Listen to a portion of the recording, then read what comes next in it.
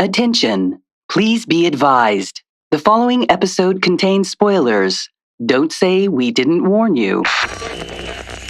And he did the wow when he's like, connecting all the circuits together, and he had to have like that crazy Edward Scissorhands thing going on. That was a perfect impression. Was it? It was a really good impression.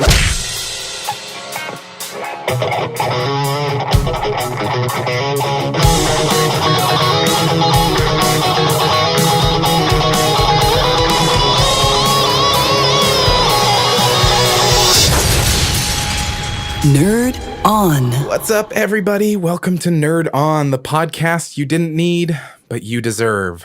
I'm Josh. I'm sorry, everybody at home. I was sick over the weekend, so if I cough, I'll do my best to edit that out. I'll slap him. Yeah, he can slap me. And I'll look disappointingly. Yes. Close fist Like slap. father. I'll Like just point it Tom's out. Asian father. I'll say Josh just coughed for everyone who was wondering. Yeah.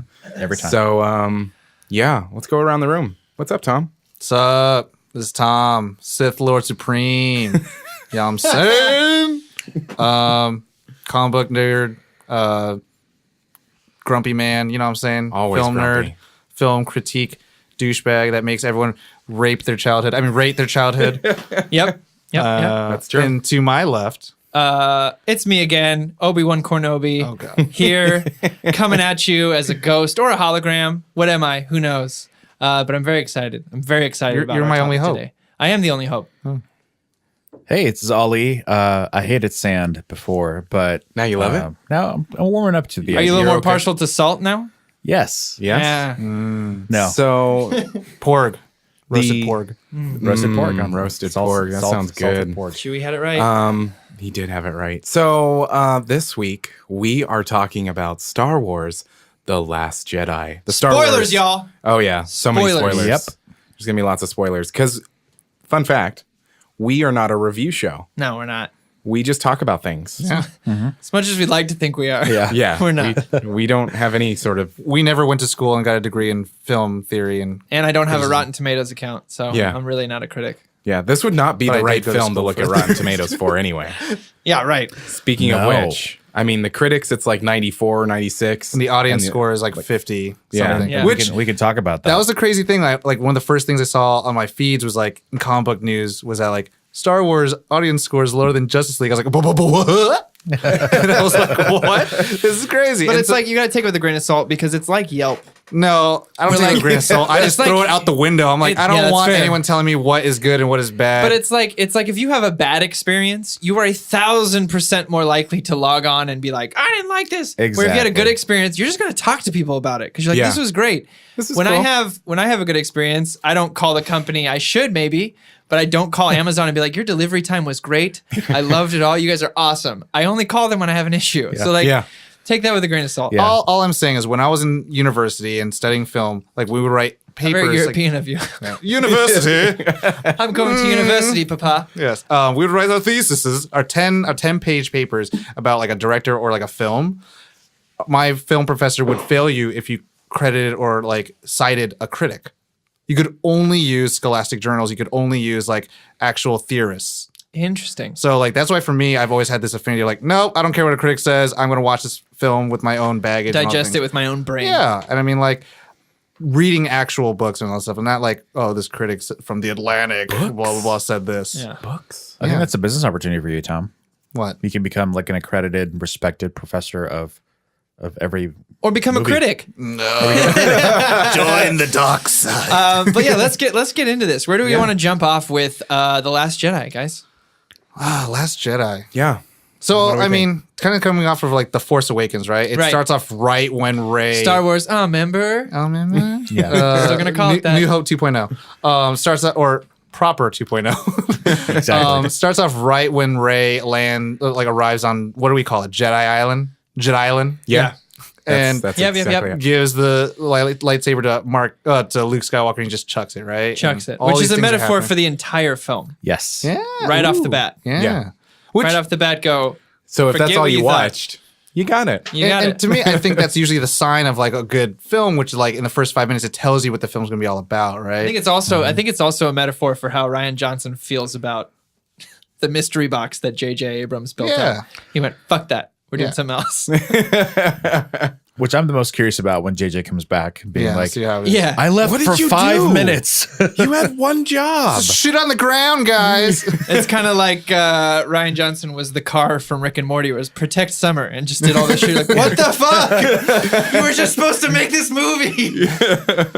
But I mean, taking it back a little bit, initial reactions. What do we think? What do we like? Where do we watch it? I loved it. I watched it at this little theater in Los Feliz called the Vista Theater. And if Is it anyone, Los Feliz or Las Feliz? I call it Los Feliz. Los Feliz Navidad. If you are in the greater LA area, Yes. and you are near Los Feliz, check out the Vista Theater. It is I've been there. It's pretty my cool. favorite theater of all time. It is.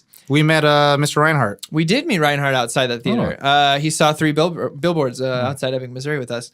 But so during With the you film, guys? there's this. He was with you? Yeah, he was right in front of us. He was with us. But he was with I you. touched his shoulder. Anyway, but there's this unspoken rule about this theater about audience interaction. And when I say that, I don't mean people like talking or yelling at the screen. It's not or Key and like, Peele. no.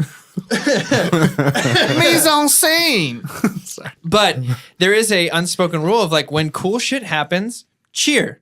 When something crazy bad happens, you can gasp and like, oh, kind of like audible. So when there were these badass moments during the films, Which there was a lot which there of. was a ton Yes. of, just to reference one and we'll get into it, but during that hyperspeed jump cut through the ships, that silence, you could just hear people going, and there were people like, yeah, we all clapped and cheered. It like elevated my experience for this movie tenfold. So if yeah. you're in the LA area, check out the Vista Theater. That's where I saw it. Yeah, Nice. audience participation is always nice when It it's used to be a theater that showed gay porn. Fun fact. Theater. Hey, the theater. You had me.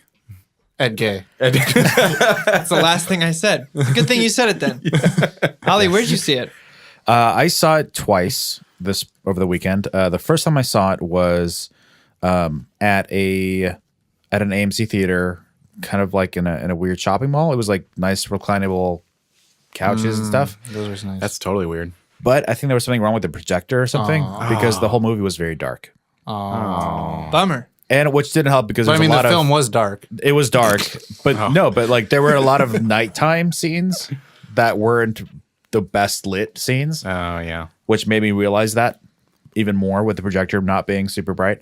And then I saw it a second time at another AMC theater in the Valley, which was way better. My hood. I had a much better. It had like Dolby Atmos, and I was like, Oh, damn. writing Hell it, yeah. writing the movie. It was great. I heard a story about an AMC in Burbank. Like the first 10 minutes of The Last Jedi had no sound, Yeah. and they refused to start it over. Wait, what? Let that sink Yeah. in. Let that sink Well, I mean, in. I've had that before, and they Blows. gave me a ticket to come back Yeah. at another time. So I understand that if they have a tight schedule and sold out shows, Yeah. I get it. Give them hardcore. a coupon to come back, but Yeah. that's shitty. That's super shitty. Yeah. Yep. So I saw it at a Regal near here in the greater LA area. It's called La Cañada Regal. Okay, can I stop you real quick? Yeah. I just discovered La Cañada Yeah. and how it's spelled La Canada, Canada. Uh-huh. That's crazy. Yeah. That's weird. I'm sorry. I'm La not from Cañada LA. is it's a nice area. I'm not I like that I've been, area. in LA that long. I was like, what? La Canada? Okay. Yeah. Okay. La Canada. Okay. It's a great theater. That's like It when has I moved down reclinable- here and found out there's a place called Rancho Cucamonga. I was like, wow. No. Really? Rancho Cowabunga? You sound like my friend that was like, we were like, yeah, it's in Camarillo. She's like, oh, Camarillo. Tujunga. Yeah. Or Junga driving to by Junga. San Dimas, and my brain goes, San Dimas High School football rules. Yes. All right, Anyway. back at it. Back at The Last Jedi. So yeah, I enjoyed it. I enjoyed it. It was fun. There were a lot of moments that the audience was like, oh, ooh, Yeah. yeah. It was It's the benefit to seeing it opening weekend. people clapped at the end, like, Yeah. it was you Oh, expect that. That moment in loving memory of our princess, Carrie Fisher. Everyone yelled. It was great. Yeah. So what about you, Tom? So I watched it on Friday. It was so funny because everyone came up to me and was like, oh, what'd you think? What'd you think? What'd you think? On Friday, I was like, I haven't watched it. And they're like, oh, I just assumed that you would have watched it. It's like, hey, man, I work. I got a life. I got to do some things. That's the thing now. Now that we have this show, people Yeah. come up to us and they're like, hey, what'd you think? It's like, It's the greatest feeling in the world. I just I haven't seen it yet. I love it. I'm sorry. Donate love to our that page so feeling. that we can do this for a living. I would love to tell you that I saw the first showing, but I can't afford that yet. Someday. But so I watched it, and I had a plan to watch it with a couple of coworkers at the day job, and At the old day job. and it was sad because they're like, "Oh yeah, I'm gonna go watch it with you," because I just got my movie pass. Hashtag movie pass. Yeah. And Hashtag not sponsored, not sponsored yet. but you could. Yeah. Listen, Movie Pass. But speaking of which, they did reply personally on your Facebook Yeah. thing. That was pretty cool. Yeah, that was pretty cool. And I responded back in kind. I was like, "Hey, yo, I christened it with some Star Wars, baby." There you go. There you go. But I wanted to go watch it at the theater nearby. And I had all these people who were like, "Oh, yeah, I'll watch it with you when you get off work. I'll go watch it with you." Slowly, one by one. It was like, "Oh, I'm sorry, I can't. Oh, sorry, I gotta watch with the girlfriend. Sorry, I'm sick." I'm like, well, then, this is the last person here that's gonna watch this by myself. So I watched it by myself in a theater, and someone took my seat, and I was like, "Don't worry, I'll just sit somewhere else in these reserved seat spots." Oh, damn. Oh, that's messed up. Yeah, I was a little irritated because then I could see like the Why don't you throw hallway your light. guns at them? I can't. They were Just just it was two girls. I was like, Oh, Yeah. okay. it's gonna be nice. So you could have thrown your guns at them. Yeah. No, anyway. I was watching it, and yeah, I enjoyed it. Very much like Force Awakens, I was expecting it to be a rehash of the original trilogy. I was really expecting it to be Empire Strikes Back, 2.0, polished. Oh, remember Empire? But Remember initial how cold it was and hot? Aw. It's how cold it is in space. remember Carbonite? Aw. But initial reaction, I very much enjoyed it. It was very, very middle movie. It Yeah. was very much like, this is all the expositions out of the way. We're playing with the characters, and then here's the twist. Here's the inciting action that's going to get you ready for this epic thing that's going to happen that you won't see maybe 3 years from now. So, yeah, I mean, I enjoyed it. I'd watch it again. Typically, that's my big review of like, oh, did you like it? I'd watch it again. If I didn't like it, it's like I won't spend money to watch it again. I'll wait till it's on TBS as a rerun. With I need to watch it again. Yeah, I I need to. told him, I was like, I have to see that again. Yeah, because there's a part of me that I try to, the first time I see a movie, analyze it, but I can't. anal eyes. I can't. I don't have analyzed the I have first time I analyzed. see it. Yeah. The first time I see it, I pick up on certain things, but Yeah. I'm just enjoying it too much as a whole, Yeah. like following the story. I'm damaged You're goods. like, ooh. I'm the damaged goods. I second see it all the time, time. it's the second time is when I can really like, okay, let's see how this goes. That's why I saw like Justice League twice, and I saw Blade Runner twice, and I need to that second time to be like, all right, I know what's gonna happen. Let me like pay attention. I highly recommend it and go in with like hot tea. Because like that's what I did. And it was like I was like snuggled up in a new Star Wars movie. With And, hot like, tea? With hot tea. How about And it was hot just, I toddy? was just enjoying it because I knew what happened. It was my second time watching it. And I could really enjoy every single scene. Yeah. And it made me appreciate the movie so much more. Okay, I'll do that. Actually, the AMC in Burbank serves alcohol, so maybe we'll get a hot toddy. You're right. There you go. Just go enjoy it. I can use my movie pass again.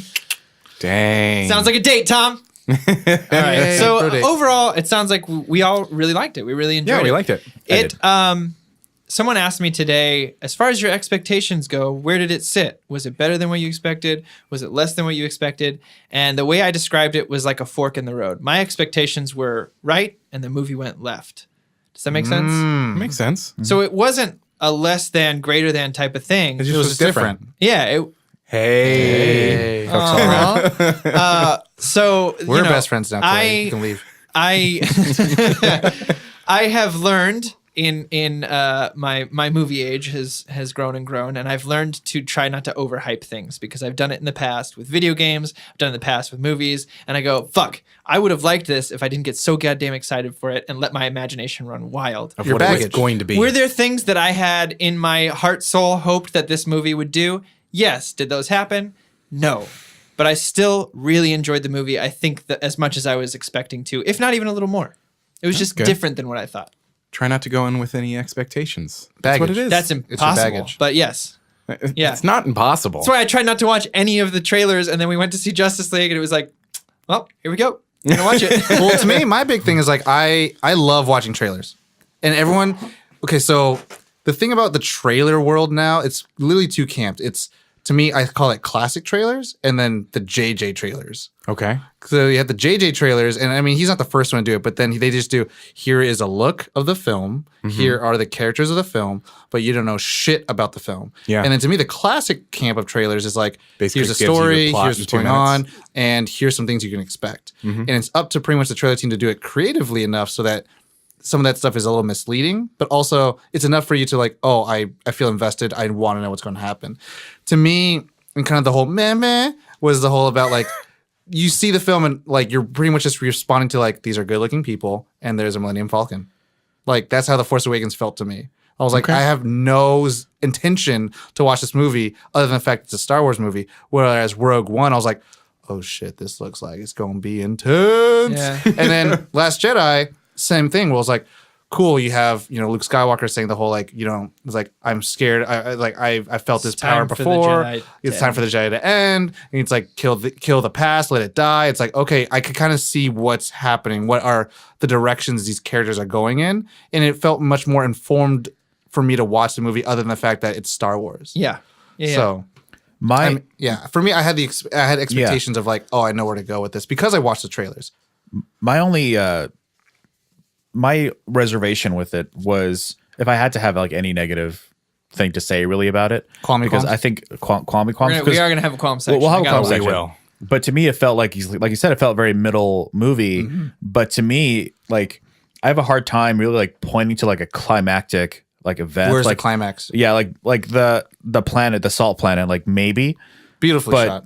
amazing, But that kind of felt like almost like an Act 1 scene, almost, or something along those lines. But it didn't really feel like a climactic. There was no like and- I am your father moment. There was no getting so his hand that cut off, movie I feel lightsaber like battle. didn't have like if you just put it in a bubble, that movie like Last Jedi didn't really have that kind of like sense of completion for itself, I feel.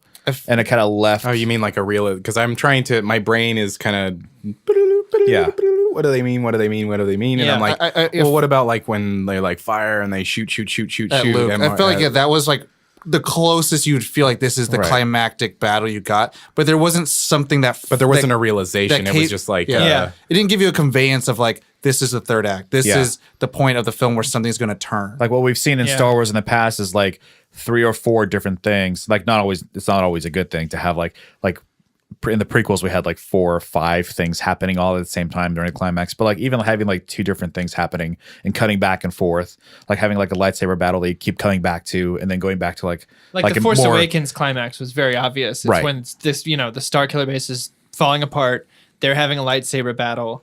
They're have going Kylo back and and Han. forth. Yeah. and like that really felt like Chewie and then- going oh, all no. fucking Wookiee mode and shooting 6 people The and blowing forest the base fight. up. yeah. Because he's the that best. felt like it. I don't know. And one thing we'll touch on, I'm sure, which is like I think part of that has to do with the fact that there isn't a single lightsaber battle, as in like lightsaber versus Lightsaber on lightsaber, yeah. Yeah. Yeah, and also I feel like so a big thing that I think Star Wars does pretty well in terms of lightsaber battles or battles in general, other than the prequels, battles aren't just there to be action. Right. They're there to show growth of characters, to show the fight between good and evil, redemption. Pinnacle of a conflict. Yeah. Like, Except that dope ass one in episode 3, the very ending on Mustafar. yeah. Greatest lightsaber I've got the battle high ground. of all time. And to me, it's kind of, well, it's like it's the completion, it's the full like evolution, it's the final form of like Anakin going to the dark side, fighting his master, and setting up for the prequel series or the actual trilogy, right? You have the original Ben to Vader fight, which is like this is like Darth Vader who's been built up to be this like evil guy, and then you have Ben who's like Obi-Wan, who's like having to face his apprentice, which we don't know about yet, but it's kind of like, oh, here's the mentor fighting the villain, and then in Empire you have it where it's like, oh, here's the young hero fighting against the big. No, you do know it in that scene because You he do know? says it seems that the apprentice has now become the master. Yeah, and so again, like they do it really well with these that becomes fights, a teacher. and in Force Awakens they do really well with this fight where Rey is finally fighting Kylo Ren, and it's realized that she's a Jedi. It's realized she has the Force, and the lightsaber chose her for a reason. And here, it kind of feels like there's a because Luke has to then face his fears of like being the terrible master, and going against Kylo Ren. But there's just nothing that feels like specifically like there's a resolution between like Kylo Ren and Luke. Right. You're kind of left Yeah. lingering, which is like it's fine. You know, we're gonna What does he say to him right before he leaves? If you strike me down, see ya. What is? See you soon, buddy. Or See you something. around, kid. See you around, kid. There you go. wink. I think he's gonna fuck with him. But I mean, I think he's gonna show up at the right moment as a Force ghost. in a weird way, I don't know if this is like a tangent or not, but like I don't remember like a specific song, like a score that was happening during that fight. No. Like, you know, like Duel of the Fates. It's like you were here. Although, remember you that. know what made me tear up as far as scores go? The moment in the movie that made me tear up the most when Luke hands Leia the dice and the Han and Leia theme plays that I haven't heard in so long. I teared up in the theater. I was like, oh man, that song carries so much weight.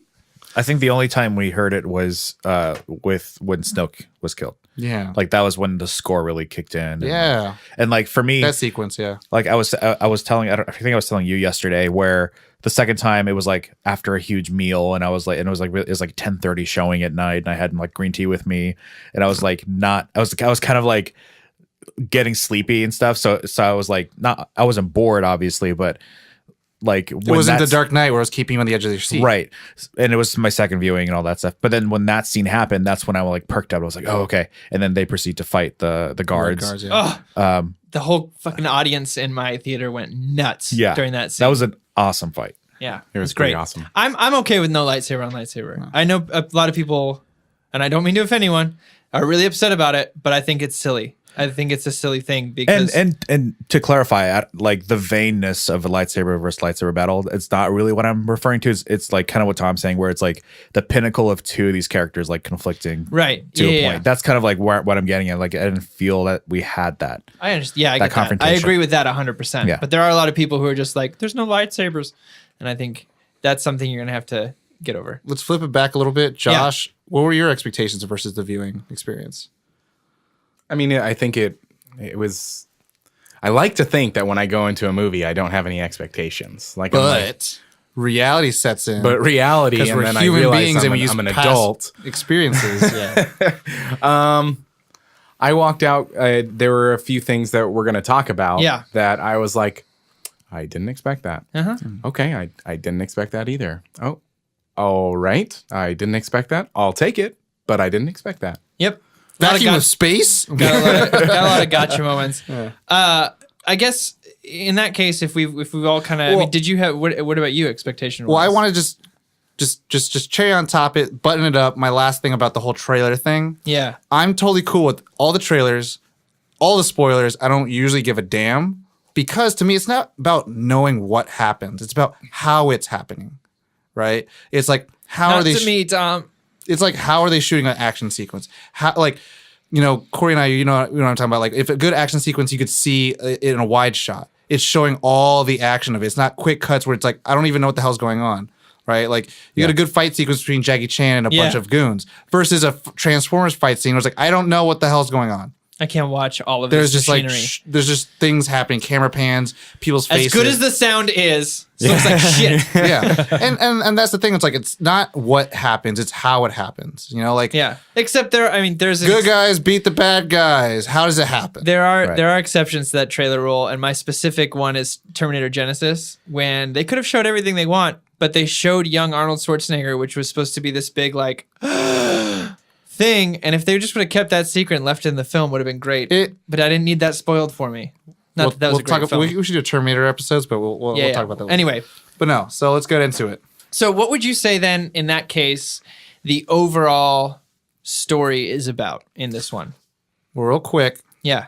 we talked about it before. Ryan Johnson directed it, you know, so it's a bit of a handoff from JJ to Ryan Johnson, right? And JJ's Yeah. really known for making these big spectacular films, right? Yeah. A little bit of a logistic as well, even though Ryan Johnson was directing it. Not saying it's a bad thing, but like made $220 million in the box office opening weekend, so definitely was still a success.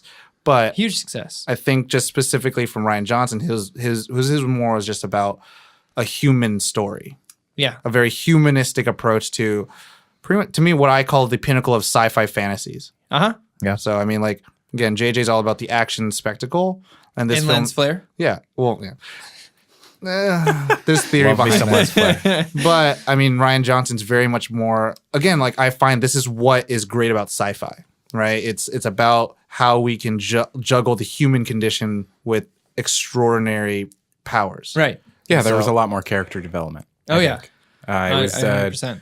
I think I don't know if we said this on air or off. It's okay. All the exposition was out of the way. Yeah. Developing the characters. Yeah. Oh, it's years ahead. Blah blah blah. It's a strength of being the middle movie. And Benefit of now that, yeah. it can. Okay, let's play with them a little bit. Yep. Let's pull the strings. Let's see what we can do. Yep. Make So them this takes do. place 3 days, 2 days after the Force Well, I Awakens, mean, like, think. this- It's like- days. I know it's days. Well, like in the Poe and the Resistance world, probably days later, but in the Rey world, like it starts off Oh, right yeah, when yeah. she That gave the moment. lightsaber. Yeah, like, absolutely. "Jeez." Yeah. Like so, it's a little interesting to play with the time frames from that, but So it picks up pretty much right where it left off. Yeah. And we find out what, everyone's been at Post still, hotshot pilot. And from that opening scene, pretty worth being full of himself. He's a Yeah. goddamn He's great pilot. like I said, Yeah. Bruce Lee. If you know you can kick a lot of ass, you'd be a little cocky too. And he does. He takes out every gunner, every automated gun on the top of that. And he could dreadnought. stall while staying alive in like battle. Yeah. Oh, Yeah. the Hux looking for Hux. Yeah. Can you Yeah. hear me? Just stalling. Great scene. Happy beefs. Finn finally wakes up. Naked Finn, water tubes. First thing he asks, Where's Rey? Yeah. Uh, Leia, still badass general. Yeah. Ackbar, still there, which I found out recently. That's Ackbar. Yeah, it is in The Ackbar, Force straight up. Awakens. no, yeah, It's our trick. And That's a ruse. and then who else was it? Rey is they're confronting Luke in a sense. And then we find out how Luke feels about all of this.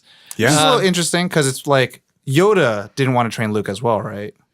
At first, Well, it wasn't that he didn't want. Yeah, essentially yes. Yeah, he didn't want to. but it was more like he didn't want to train him because he puts on an act to see who he is. Yeah. So Yoda puts on the old crazy hermit to see if Luke knows no Jedi Masters are watching, who is he as a person? So I'm Yeah. going to play this dopey little thing, go through his shit, push his buttons a little bit to see if he gets angered, to see whatever. Speaking of which, I'm just going to bring it up because you brought up Yoda. I really actually appreciated Yoda in this movie. Loved it. because Yeah.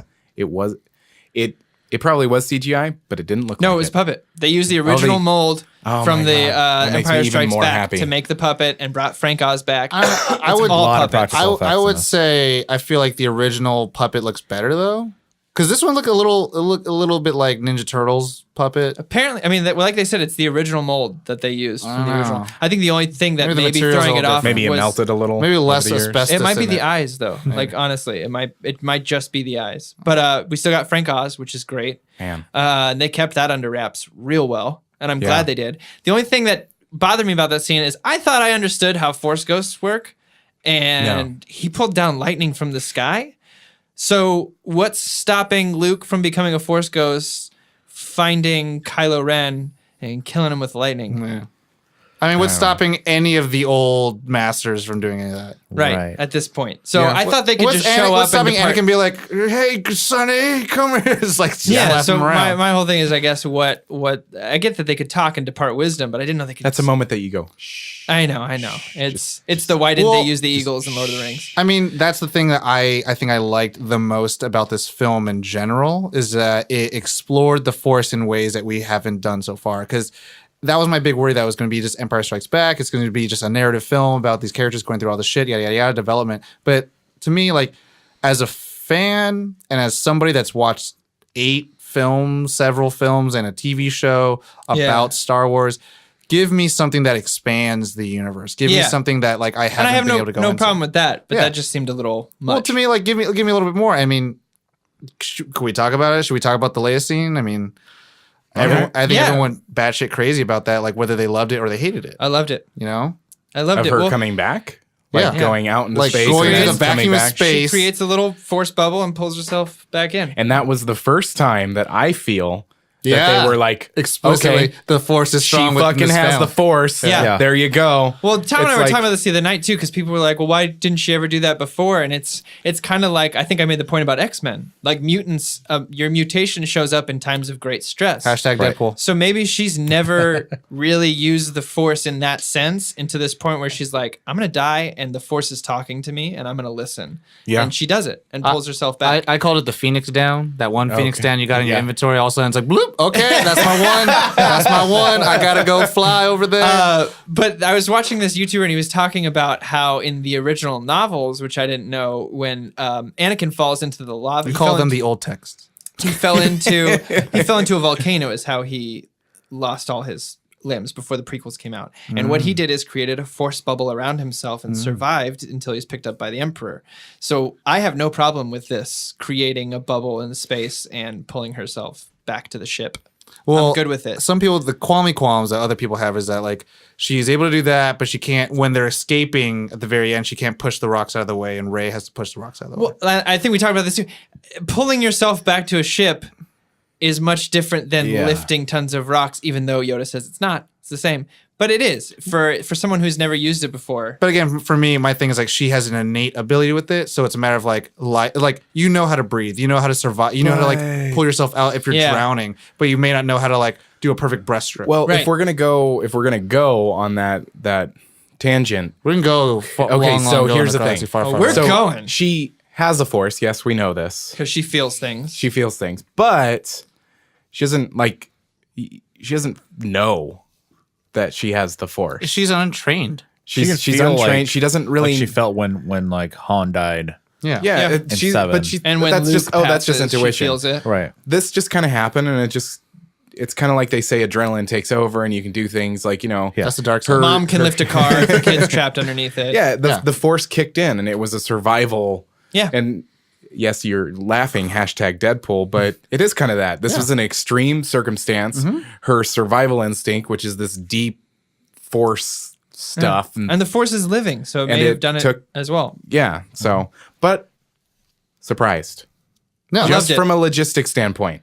I loved From her a- Mary Poppins The right greater back context me- of Well, no, I was surprised that because I was like, okay, that's the way that you're gonna kill Leia. yeah. Okay. Yeah. Okay. She's not dead. Yeah, because when you shit! it zooms in on her face, her CGI ass face. Yep. And I was just like, oh, so sad. I have a qualm I was with like, that is scene that? I'll talk I was like, about is later on. that how it's gonna happen? Oh, I did call it though. I called that shit. I called it wasn't going to be Kylo Oh, who that pulled the he wasn't trigger. gonna shoot? He Yeah. wasn't going to do it. I knew he couldn't do it. I hated that was in the trailer though still. Oh yeah. Yeah. I don't give a damn. He couldn't do it, Misdirection. and that also means he's never. If my theory is still right, Oh my God. it means he's never killed either of his parents. Can he ever complete? You want- his- Wait, You wanna tell okay, your- you let's have to talk about because the you theory. said that you were going to explain. Oh, that's right. I didn't talk about it What last is your episode. goddamn theory? So in Force Awakens, Ben and Han. I'm going to call him Ben because he's Ben in this moment. Okay. Ben Yeah. and Han are talking. Benihana? Benihana's talking, and he's crying, and he's like, "I have to do something, and I don't know if I'm strong enough. Will you help me?" And I think Han Solo, who earlier in the film says, "It's true, all of it," and he points because he's always pointing because he's Harrison Ford. yeah. And he says, "The Force, Jedi's dark light, it's true, all of it." And so when he says, my "I know what I plane." have to do," I think Han understands at that moment that Snoke needs him to off his family to complete his mission to the dark side. And he says, "Will you help me?" Han is smart. Han is a smuggler. He's a fast talker. He's not an idiot. He can grabs speak the Wookiee. lightsaber at the place where you turn it on, and he says, "Yeah, I'll help you." And I think he's the one who turns it on and Offs himself. offs himself so that Ben can never complete his journey to the dark side. Well, it's not that he's trying to prevent his son from doing it, but he's kind of like trying to help his son like go his path.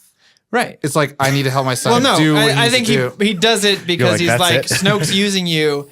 I'm I've not got the going to let him. shifty eyes over He's- here going. I'm looking at Josh. Yep, Okay. That's my theory. All right.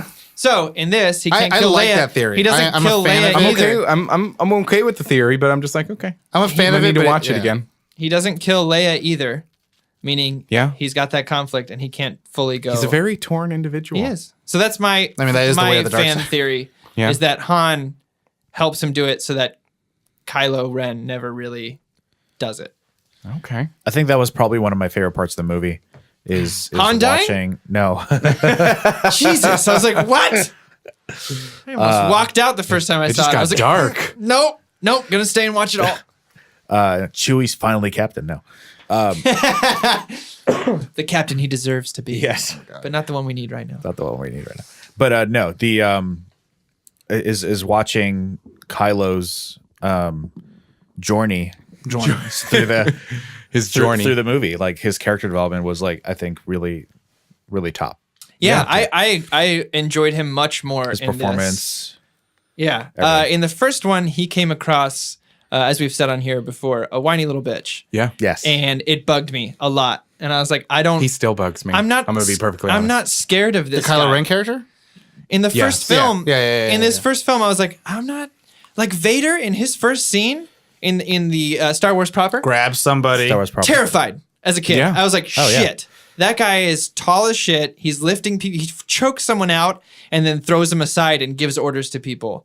That's dope. Which is interesting because Adam Driver is a big, stocky dude. Yeah. Like, he's Yeah. really interestingly, like, But even Like before he takes stature. the mask off, when that guy tells him the bad news and all he does is break the machinery, I was like, this guy's a pussy. I'm not scared of this guy. The thing is, Vader didn't have anything to lose. I mean, he lost all his Like limbs he- already, so. right? Yeah. And he lost Padamame. Yeah. He lost Padamame. He didn't know he had kids. Yeah.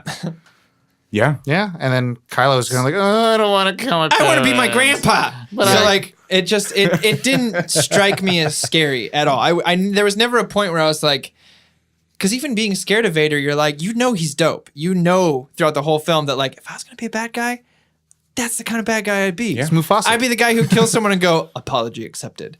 and like then walk promote away. the guy next to him. Yeah. Or when the guy says, I don't believe in your hocus pocus, and then choke him out until someone says, and then tell him I find your lack of faith disturbing. And being like, dope, that's cool. That's the bad guy I'd be. Kylo Ren, I was like, nah, pass. I feel like- hard pass. In the beginning, Kylo started becoming more badass because his rage started taking over. Because Snoke, bounces lightning off the ground, shoots I'm him. saying in this one, I liked him a lot more. And then I mean, like, one really cool thing that I liked is when he's in the elevator and he smashes his helmet against the After thing. Snoke calls it stupid. Did you guys look at the helmet? And It it looks kind of so looked like like- Vader. yeah. I was like, that's so well, in the dope. trailer, I thought it was Vader's the whole time when they Oh. kept showing it. I thought he like gave up on Grandpa. But then what- he smashed that, and then all of a sudden, like, he's all pissed. He's like, give me my ship. I was like, oh, fuck yeah. Kylo's Yeah. gonna fuck shit up now. His Yeah. ship is dope, by the way. It's like Yeah, hold my this- beer, but it's like hold my helmet. Yeah. When Snoke called it dumb, I was like, yeah, good. No, I like the helmet. No. I like the helmet. The It helmet's dope. sounded weird. It sounded It sounded different this time, different. right? Yeah. It was like less. It's a little bit more Bane, you couldn't hear it as much. Yeah. more muffly. The I'm like, only thing I liked that Kylo Ren did in the first film was just punch his own wound. stop the blaster bolt midair. Oh, yeah. That was cool. And have Poe looking at it like, what the fuck? Yeah, I mean, yeah, again, I was introduction like- of the character is really dope. It was And the great. lens And then flare off everything of the afterwards, bolt. I was like, ah. Yeah. Well, Okay. the mask for me, I don't like the mask either. The only thing that I like about it is the voice. I just think it's a cool voice. Anyway, I just think it builds more onto his character being a pussy and just trying to follow in his Right. grandfather. There's nothing original about Kylo Well, Ren. I mean, In the just first film, of at least. himself, not from a Yeah. writing standpoint, but just as a character for himself. He's just he is so torn because he doesn't know which way to go, Yeah. well, like let's look at it, right? Luke and he's not committing either way. Luke would probably never have told any of his students who Darth Vader was. He probably would have done the same thing Obi-Wan did. Like, say, there's Darth Vader and there's Anakin. Anakin helped me save the rest of the empire, or save the rest of the universe, while Darth Vader killed my father. Yeah. And so, I mean, like, that's probably what happened. And then the whole, like, as they talk about in the movie, like, he was getting seduced by Snoke while, like, Well, except Ben knew Anakin was Vader. yeah, I mean, because that's his grandpa. Yeah. So, I mean, like, I feel like there's a point of it where he would have known that, like, that's not the proper route to follow unless, like, he was starting to get seduced by the dark side and realizing that Darth Vader became this powerful being because of that. Yeah. And so I feel like it wasn't a matter of, like, him wanting to 100% be like Darth Vader, but it was more like he was kind of like shoehorned to, like, if you want to be great, you also have Yeah. to be like him too. Yeah, I agree with that. Well, because Snoke even like at one point is like relating him. Yeah. To- Like, you're like, supposed to be the oh, great yeah. Comparing Skywalker him. blood. Yeah, you know, it's compare like- not relating because he is related. I did like, however, his journey. As soon as he broke that helmet in the elevator, that's when I was like, yeah, Now I like you. I can take him seriously just a tiny bit I more. like you now. It's funny because the interesting thing, like he started becoming more of like a protagonist a little Yeah. bit, like instead of like this antagonist from Force Awakens. Till the third act. Yeah, and like you have him and Rey, so we can talk about him and Well, Rey. yeah, and like the not Force knowing connection. that, like not knowing why they were connected, Yeah, not knowing that Snoke did it, yeah. but being like, okay, like maybe there's a reason that I can, Yeah, because there's connect been to you that like kind this. of that mystery that are they related? Yeah. Like there's Right. that question, are they related? Because that was one of the big things from Force Awakens that they left up in the air. It's like, who's Rey's parents? How does she have relation to the Force? Because it wasn't up until this point where we knew that Luke Skywalker was the last of Luke and Leia were the last of the Jedi. So how is anyone possibly passing down midichlorians? So it's like, who is she related to? Passing, you know what I'm saying? Passing down. But like, it doesn't always work like that as far as passing down. Of course, there's a way to do it. But if you look at how it used to be with the Jedi Order, there when were a Jedi and a Jedi thousands. love each Yeah. other very There were much. thousands of Jedi. So I think it's always been, it can be anybody. I think as It's long as you not have a new yeah, concept. as long as you have knowledge of like that, because from was Revenge of the Sith, all the Jedi were killed off, Right. Yoda and Obi-Wan were the only ones that weren't Skywalkers. Well, that's why they did. Well, because there's a whole thing where the light and the dark always raise to meet each other, which is why the Sith always did the power of two. Mm-hmm. If there's 10,000 Jedi, imagine how the two dark force users, how powerful they are, because the they dark could just always off meets balance. the light. Yeah. I have a question. Yeah. Okay, so Snoke, Yeah. he is the supreme leader. Hugh Hefner. Okay, moving on. Yep. He's a Sith, right? Yep. And Kylo Ren is a Sith. Quotes. I'm putting up the Yeah. quotes. There's a master and apprentice. all Okay, the no, time. I get that. Where the fuck did Snoke come from? Yeah, exactly. So again, so I think we should just talk a little bit about all the things that all Force Awakens set up, because I think that was a I big agree. part of that J.J. Abrams did was like, cool, Mystery whoever box. takes over, you can do whatever you want. Here are all these things. I left you all these things. Hold my saber, you I'll can be play right with. back. Yeah, because I mean, Yeah. like that. Who's Rey's parents? Who's Rey's parents? Who's Snoke? Who's Snoke? How did the Force Board of Order get Seth. there? Who are the Knights of Ren? Who are the Knights of movie. Ren? Like, what did Luke do? Like, how many kids did he have? Like, where did he get these students? Like things like that. Why is he on the He racked the table. Yeah. He's like, there you go. Yeah. So I mean, He did. He did the classic. I mean, that's a very J.J. Abrams move. Is like, let's set up all these storylines for you to find out, and then I feel like Ryan Johnson just went for a joyride in a car he was supposed to watch for 5 minutes. well, I feel like Ryan Johnson really just wanted to focus on the narrative of the main characters that we got to know, and not really need to expand on the universe, but go deeper into it. Don't make the world bigger, but just learn more about it. Well, it's also taking some of those mystery box items and just opening it. Yeah. Well, no, He opened a few mystery boxes. he didn't open them. He tossed them over his shoulder like Luke did. Yeah, because I mean, like the whole like Kylo Ren saying like your parents are nothing. They're they garbage. traded you for money. They traded you for money. They're in a shallow grave Snoke in the just desert. dying immediately. Which spoilers, he dies immediately when like there was small like a little weird like lightsaber thing, which I was like, he's like the most powerful Force user on screen so far. And I was really hoping when we saw his carcass, cut in half, I was like, But then they do a close up of him super dead yeah, I was with his tongue out and everything. So for me, I was You're like, really hoping that he oh. would just reanimate. He was just back onto Right his afterwards. body. Like I was like, oh, And we get some sort of fight, like a lightsaber, Something. well, like how Yoda Yeah. throws his cane down and uses the Force to fucking fly through the air and fight Darth Sidious. Well, to me, yeah, it was just like that would explain this dark lord who's like come out of nowhere. they gave so much like story to his face, yeah. how is he so is, powerful. how he looks. So powerful. And how And did his- he come to power without Luke knowing? and they went, Insanely it powerful. doesn't matter. And you went, Yeah. but it does. But it so matters. 'Cause Like- you made him interesting looking. If you wanted to kill someone off, you could have made him look like Palpatine did in the Senate, wearing a dark hood, and just kill that guy, because then no one really wants to know Or just make him look like Darth Maul. what happened to this guy where his face is fucked. Yeah. We never. Why is he wearing gold and not black? Yeah. Well, it's the rule of two. His room, by the way, On Sick. fleek. looked dope. On The fleek. red walls and the black floor. Oh, hey, real quick tangent. Yeah. Because I saw this theory running around rampant on the internet. Not Okay. rampant, I just read like one thing about it. Anyway, those red guards. Yeah. What if? Those are the Knights of Ren. Huh? Those are the Knights of Ren. No. What if they were Luke Skywalker's other students. Because Yeah, what happened those to are the them? Knights of Ren. Those are the Because Knights the of thing is, really? like, Luke Oh, has cool. students, and then like killed a Kylo Ren bunch. took some of those students with him. Yeah, Yeah. that's what I was. Yeah, they might be. I tried. It's possible. I Do you tried. think they would have been a bigger deal though? And not They would have just been way guards? bigger Yeah. deal. They would have at least had lightsabers to me. Yeah, they would have Yeah. had lightsabers if they were Luke's old students, for sure. Could have been a posse. Which they kind of, their blades all had little bits of like, Nah. what looked like lightsaber on And they them. like died kind of anti-lightsaber. easily. I- They were really can I- badass, but then Can I tell you my favorite moment of that fight They scene? were like stormtroopers plus. My I favorite think I moment know of what that it fight scene was this. Yep. Over Just the the shoulder. on and off real quick when Rey tosses him the lightsaber and Yeah, that was just pretty on and off. And then the camera moves to the side and you just see the hole in that guy's face. That and Rey dropping the lightsaber to catch it again and just Slicing. oh, so good. yeah. That fight scene was probably one of my favorites in the Star Wars. the everything. crackling sound with Oh, like against their armor, like while it was being Yeah. held in. I was like, oh, that sounds so cool. Yeah. Yeah. So let's turn it a little bit on Yeah. other characters and like a little bit of their relationships, right? Rey and Finn.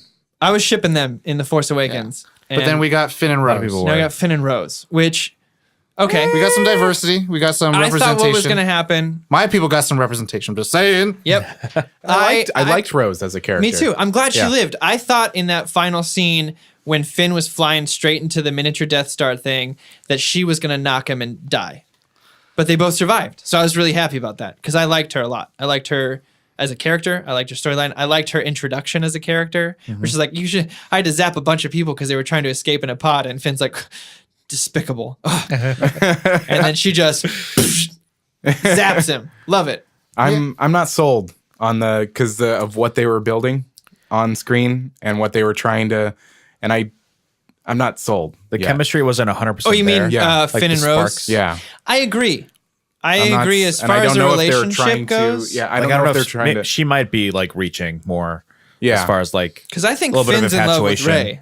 Rey. 100%. Because all you hear him say throughout the whole movie, We got to get to Ray. We gotta get Rey. Hey, we where's gotta Ray? make sure- Where's Ray? we Hey. can't be here because Rey's going to come looking for us and it's not safe. And then later they showed a I little think- something between Poe and Ray. Me and think Corey looking at each Rey- other. I don't know. I have a lot of theories. So- he does say to her I know. the most romantic line in any Star Wars film when she introduces herself. She She's like, looks "I'm he Rey." looks her right in the eye and he goes, "I know." She's And like, I was I'm like, Ray. He's like, I know. What does this mean? I think it's Well, possible they could you be. had something, right? Yeah, go ahead. well, I was gonna say like I'm so sorry. I try to read it more carefully the second time around, Yeah. but like That's right. Has anybody else seen this twice? No. No, No. it's Ray, just Sully. I have the advantage. Haha. You have the high ground. I think Ray has something going on towards Finn. Like she asked like when she was trying to fix the communications or whatever. She's like ask about Finn, but of course she could just be a friend that's worried about him being in the Yeah. condition that he was. Yeah. But then at the end, like they have a really long embrace, and then he watches her. He watches him. She watches him. She watches him tuck in Rose. and she's watching. She's him the entire watching time. it. She has this kind of like, almost like kind of like not depressed, but kind of like It's almost like sad. she's seeing, like she could see, like there is something that's happened since I've been gone. right. Yeah. gone. And Like it's I like- missed it. Like FOMO. And like maybe Yeah. she hasn't had time to like really like think about how she feels about that and her feelings or whatever. But like, and then there's this there cute was guy, something Poe. there. then there's Poe. There's a cute guy. No, Poe. Yeah. fuck that camp. Anyways, I'm on And- that. well, I'm on that. because they I mean, Ryan Johnson lingered on Team that. Finn. Yeah. So it's like team. Oh yeah, Team Team Finn. Frey. Team Frey. Team Frey. Team Ren. Poor. But Would- I think would the other there one was a be reason like- why it was lingered on for like a moment. Team Prey? Not Team Prey. No. No, Team Prey. Not Sorry. Team Row. I'm sorry, Team- Ollie. I'm being an asshole, and I keep. But no. I'm in that camp because to me, when I watched that film and I saw that, I was like, my heartstrings were starting to pull. I was like, you were doing what your destiny, and now the person that you had a thing with might have love with someone else. It's like, no. Yeah. Except that kiss seemed one-sided. It did. The Rose Very much kissing. I liked what she said a lot. I was We don't- gonna say, let's go for the record. She said one of the best lines I've ever Yep. heard in cinema. Best line ever. We don't fight what we hate. We Don't- save what we love. Yes. Protect That's what how you we're love, gonna yeah. win. That's how we're gonna. I was like, oh, And I was God. like, and then she kisses him, but it was a very one-sided, like she kissed him and he was like, I might already have a girlfriend. I don't want to complicate things because you just saved my life. That's exactly. But there's yeah. this Jedi chick that's like really cool, and I don't even know if do you have a boyfriend? we Does don't she need have a boyfriend? Zoomer on our team. Sorry, Yeah, peace out. I loved in the Force Awakens, that line. So do you have a boyfriend? You have a cute boyfriend? You have a Or- boyfriend? Something, I don't know. I think Finn and Ray. It's got to be. It's got to be. Come on, JJ. Okay. I'm okay with it. I So was just one more saying, I'm movie But left. So let's yeah. talk about the relationships, right? Because to me, I think that I want Finn and Ray. I'm team Peya, Low. I want Poe and Leia. No, no more Skywalker's children. Okay, I have a done. question for I Josh, think they though. were in love. Oh, he has a I have a question. question for Josh. Yeah. What do you think about, since you mentioned Poe, what do you feel about Poe and Holdo? Their relationship? Yeah. Poldo Holdo. No, No? or Ho. one's dead, so it doesn't Team matter. One's Still, dead, so it I mean, doesn't like, matter. what'd you think of it? Like, do you think there was something there? No, No. No. I think. I like how he asked Josh, and we're all answering. No. What do you think, Josh? Who's Holdo? Hold on, Laura Dern. Laura Lord, Dern. purple hair. Jurassic Park woman, Oh. No. it. the one who made Got the it. No. sacrifice. No. Well, No. okay. Okay. I'll say that's also She was. There was no sexual frustration. She is one of my qualms. Unnecessary character. Boom. Done. Okay. I feel like I she agree. was very plot character created so that she could antagonize against Poe, so that because a great line that I felt was in the film was when Leia was like, there was a bunch of heroes on that field that died today, but no leaders, and that was the development that Poe needed to have, which is something that Star Holdo Wars wasn't never, a leader.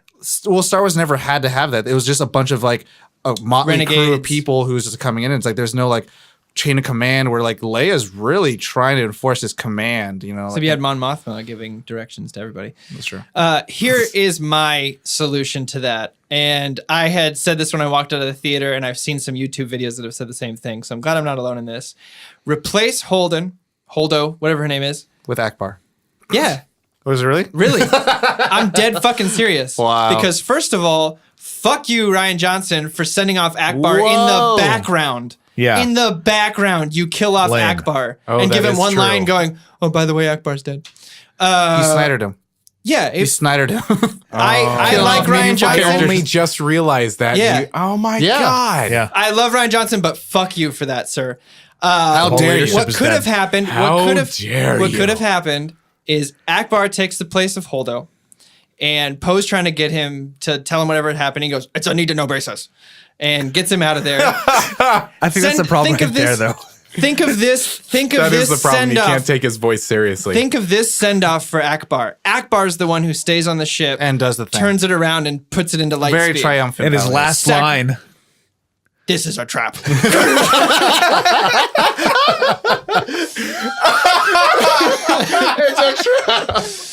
This is a trap. That's what it is.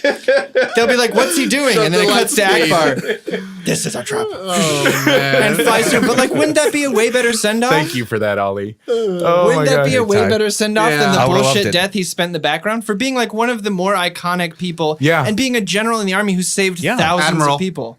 Yeah, he's an admiral. What did I say, Admiral. general? Whatever.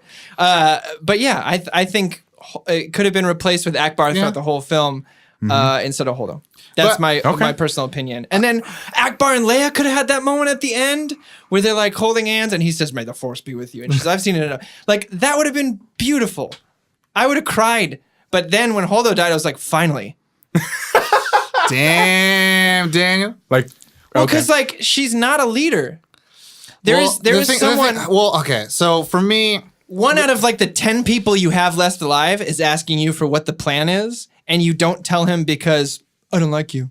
well, she does like him. The thing is that she knew that he would go against a plan that means to go down with the ship. Right. But because she didn't tell him, And his plan failed regardless. but because if she had just told him, okay, what we're going to do is we're going to sneak off undetected because they're scanning for the ship and we're going to go to this salt mine planet that's heavily defended, he would have been like, dope. Here's But the instead thing, she was though. like, no. So he went behind her back and got everybody killed simply because she wasn't a leader and didn't communicate. I mean, that is. because he's a fucking quote unquote flyboy. I'm not going to say she's my favorite character, but I'm going to defend the thing about the whole premise of the through line of being a leader, being a hero. Like, again, we're going off the basis that like Poe is still this hot-headed guy who believes that like, hey, we could punch our way through everything. And Right. so like giving that idea that even if she told him the plan, he would have been like, no, we don't go down with the ship. We don't use escape pods. Those are defenseless. He, thinking like that. And she's like, well, no, they're only tracking hyperspeed. They're only tracking our ship. He would have been like, well, then that means we use it to our advantage. Like there's the idea of like, well, he probably could have still rebelled against her anyways, because he wants to fight his way through it. And so I just have a feeling that if she had just, and to me, the thing is that's where the very end, where they're all doing that beautiful salt planet battle, where he's like, nope, call it off. We're all gonna die. It's not worth it. And that's where that comes in, because you need a dramatic experience to shake you out of where you're at and change where you are. Oh shit, I was wrong. Yeah, and so to me, I still think there should have been more communication. I think honestly, yeah, it probably could have been done better, more tightly. Yeah. But then I feel like that's still the lesson that he needed to have, where it's like, there are going to be times where you need to make necessary sacrifices, and he was not making necessary sacrifices. I get that. And you need to know when you will lose, when it is time. And that's to me, I think a big leadership quality is like knowing the battle you're fighting, you will have to lose, and you will have to leave and go onto a Millennium Falcon instead and just peace out. Yeah. They hate that shit. My whole thing is that she had more of a like need to know kind of mentality with the whole thing. Which Ackbar could have still been, but yeah. Right. Should have been Ackbar. Yeah. Because like no one knew the plan or Yeah. whatever. There's like because like they wouldn't have had that mutiny or whatever Yeah, as easily. right. I just think We're not in qualms yet, Corey, goddammit. I'm sorry. No, it just should shut have been up. Ackbar. I'm gonna pretend it was. Okay. But talking about like relationships with Yeah. characters, Kylo and Rey's relationship, like how that was all created with the Force and things like that. Yeah, I have. And so to me, I think the weird thing, Ollie and I were talked about it off the air. The idea of, the Force is being explored. Yeah. And to me, I think what this new trilogy is trying to do is open up a lot of doors in terms of just socio-political things of like, diversity. We have a black male lead. Now we have an Right. Asian, protagonist in there, which never happened in the original ones. And But also stuff. within the universe. Within the itself. universe, the entire bridge of like- in the Resistance is all women. All the bad guys are all men. They're saying a lot of like social, political like things. Jedi can't love and Yeah. like Sith like have to be like rageful or whatever. And emotional. And so playing around with the idea that what if Rey and Kylo Ren end up having a relationship could be something. Again, it's not Not the first time there is ancestral things in Star Wars, No. if they are related. But then also, in terms of a little bit of an extended universe, watching watching the Clone Wars, like knowing that the dark and light, like gods, literally live on the same planet, and so like having harmony between the dark and the light. Well, what I really liked about this is Luke Skywalker's. I almost said a different name. I don't know why, but Luke Skywalker's exploration of the Force and kind of almost like cementing it to the audience that like Jedi don't have a power called the Force. Yeah. I loved and, that. like, Yeah. It- Where he's like, oh, that's amazing. You got everything wrong. Yeah. Every word in and that that it's sentence always was wrong. there, it's everywhere, right? And Jedi just have the ability to harness it.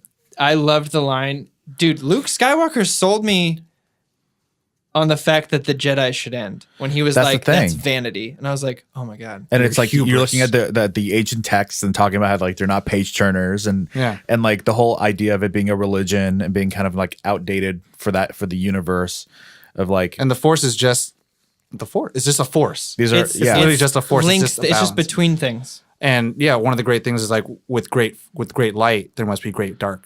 Yeah. Dark Right. darkness. And I was like, oh, it's so far. It's which I did like the line that Yoda said, because what's in that tree that she doesn't already possess? Yeah. Because she has all the books. Yeah.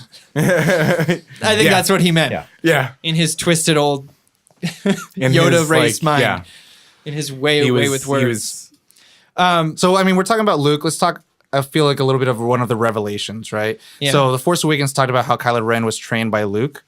I think a big thing, what they kind of did a callback to is what's Obi-Wan Kenobi's thing from a certain point of view. From a certain point of view. So it's like, yeah, you have like Luke Skywalker's story of like what happened between him and Kylo Ren. You have Kylo Ren's Ren's story that Kylo Ren.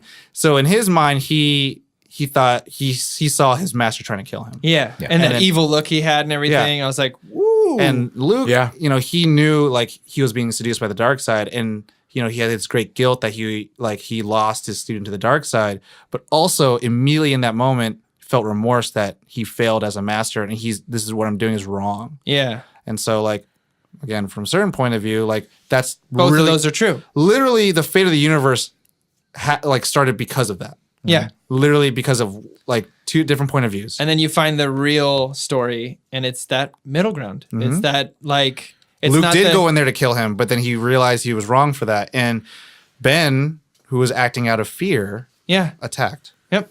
And well, because like first he says the story is that he just went in there and then he pulled the roof down, and he's like, no. And then you hear Kylo. And it's just, I thought it was really well done. I thought it was really, really well done. Two sides to every story. It's very nice. I am. Speaking of Luke, I know when I had seen The Force Awakens, I was ready to see badass Luke. I read a lot of the extended universe that is no longer canon, and how it goes into how he's. Wait, I'm sorry because you guys have said that, and I'm sorry, I'm not talking about canon. Oh, okay. What do you mean that it's not canon Lucas anymore? said that any novels and stuff that are written are to be taken as canon. So They anyone. said as long as they don't interfere with the movies and they add on it, that's fine. It's fine. If a new movie comes out and a book contradicts it, the book is no longer canon. His only rule was you cannot write about Yoda. That's it. Okay. Everything else is canon. So there were thousands of books of the extended universe. I mean, there were multiple children of the my Skywalkers. favorite character in the extended universe was Chewbacca. He's a Jedi Wookiee. Like, that's fucking awesome. Yeah. But when Disney bought Lucasfilm, the first thing they did was go, none of the books are canon. The only things that are canon are the movies and the Clone Wars TV show. Animated. Yeah. That's it. Cut off everything else. Which I heard a great many screams. Like, it hurt. It was like Alderaan blowing up. When I heard that, I like had a Ben Kenobi moment where I was like, oh my God. Wait. People made books and published them. And like, no, I understand that, but it's like businesses you and- can't. I don't care how big of a company you are. You can't do that. It's true. So a lot of the books. Okay, I'm just gonna go on a little bit of a rant here. I'm just saying Disney is assembling their Infinity Gauntlet, taking over all this shit, and everyone's But like, if they want to Disney's so sponsor great, us, yada, it's yada. fine what you're doing. It looks great. It's because they wanted to make 3 more movies, and they wanted But the to thing is, you can make make a the more surprising still story within those rules. Yeah, you could- within those rules, you could still make because it. as soon as you make the movie, if it contradicts the book, the movie book- takes credit. Exactly. Movie always takes It's canon. exactly what Marvel's doing with their comic books. Is that the movies are now making way for the comic books and breathing new life into them. And if those comic books, and they could coexist. Yeah. It's Anyway, there were some extended universe books that showed that Luke is #1 badass Jedi of all time. Most powerful. He's mastered every form of lightsaber. He started a very successful Jedi Academy. He was top of the top, literally the most powerful Jedi in to history. literally feel people's life from other planets. Yeah. So Okay. when I saw Force Awakens, I was like, we're gonna see it. We're gonna see it on the screen. Like It's like- 12-year-old me was like, oh shit, Mark Hamill's here. He's gonna do badass Luke Skywalker. So the moment when he throws that lightsaber over, for a moment, I was like, fuck. Like, just for a moment, a little piece of me died. But as the movie went on, I was like, no, this is what I want to see. I want to see the Luke that tried to do good, was great, had his own academy, took in students, had become a legend, had become part of the Force.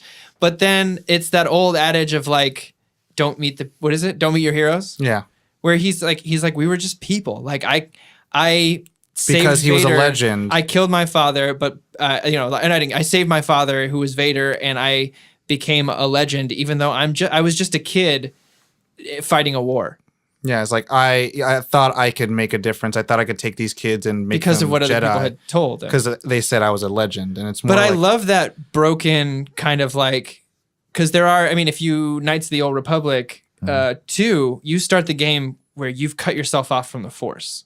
So seeing Luke have that, I understood it immediately having played that game. He cut himself off from the Force. He can't feel it. He can't sense it. He can't really utilize it anymore. And he's come to this place to just die and be like, I made my mistake. I'm out. And I really actually enjoyed seeing that. And I didn't think I would. It's nice to kind of hear what has happened to our hero since like all that's happened. And it's like, why is he not this savior of the universe? Why is he not like part of the resistance? And when you see the scroll of or the crawl of the text and saying it's like Leia's hoping that Luke will come and join the resistance. Yeah. And it's kind of like, well, why hasn't he already? And so getting that, Why honestly, he getting hasn't. that exposition of like what's happening. It was weirdly similar to Force Awakens' scroll, yeah. in that sense. I think that is something JJ had in mind. I don't think I know a lot of people are giving Rian Johnson some shit, but I think that is having him secluded on his own island is not the sign of she's going to show up and he's going to be like, yeah, I'm going to train you. Yeah. That Yeah. is not a Yeah.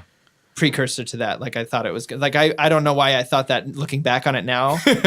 Oh, he hid. I was so wrong. He hid the map on an R2 unit that won't turn on and went away from everybody and cut himself off from the Force so no one can sense where he is.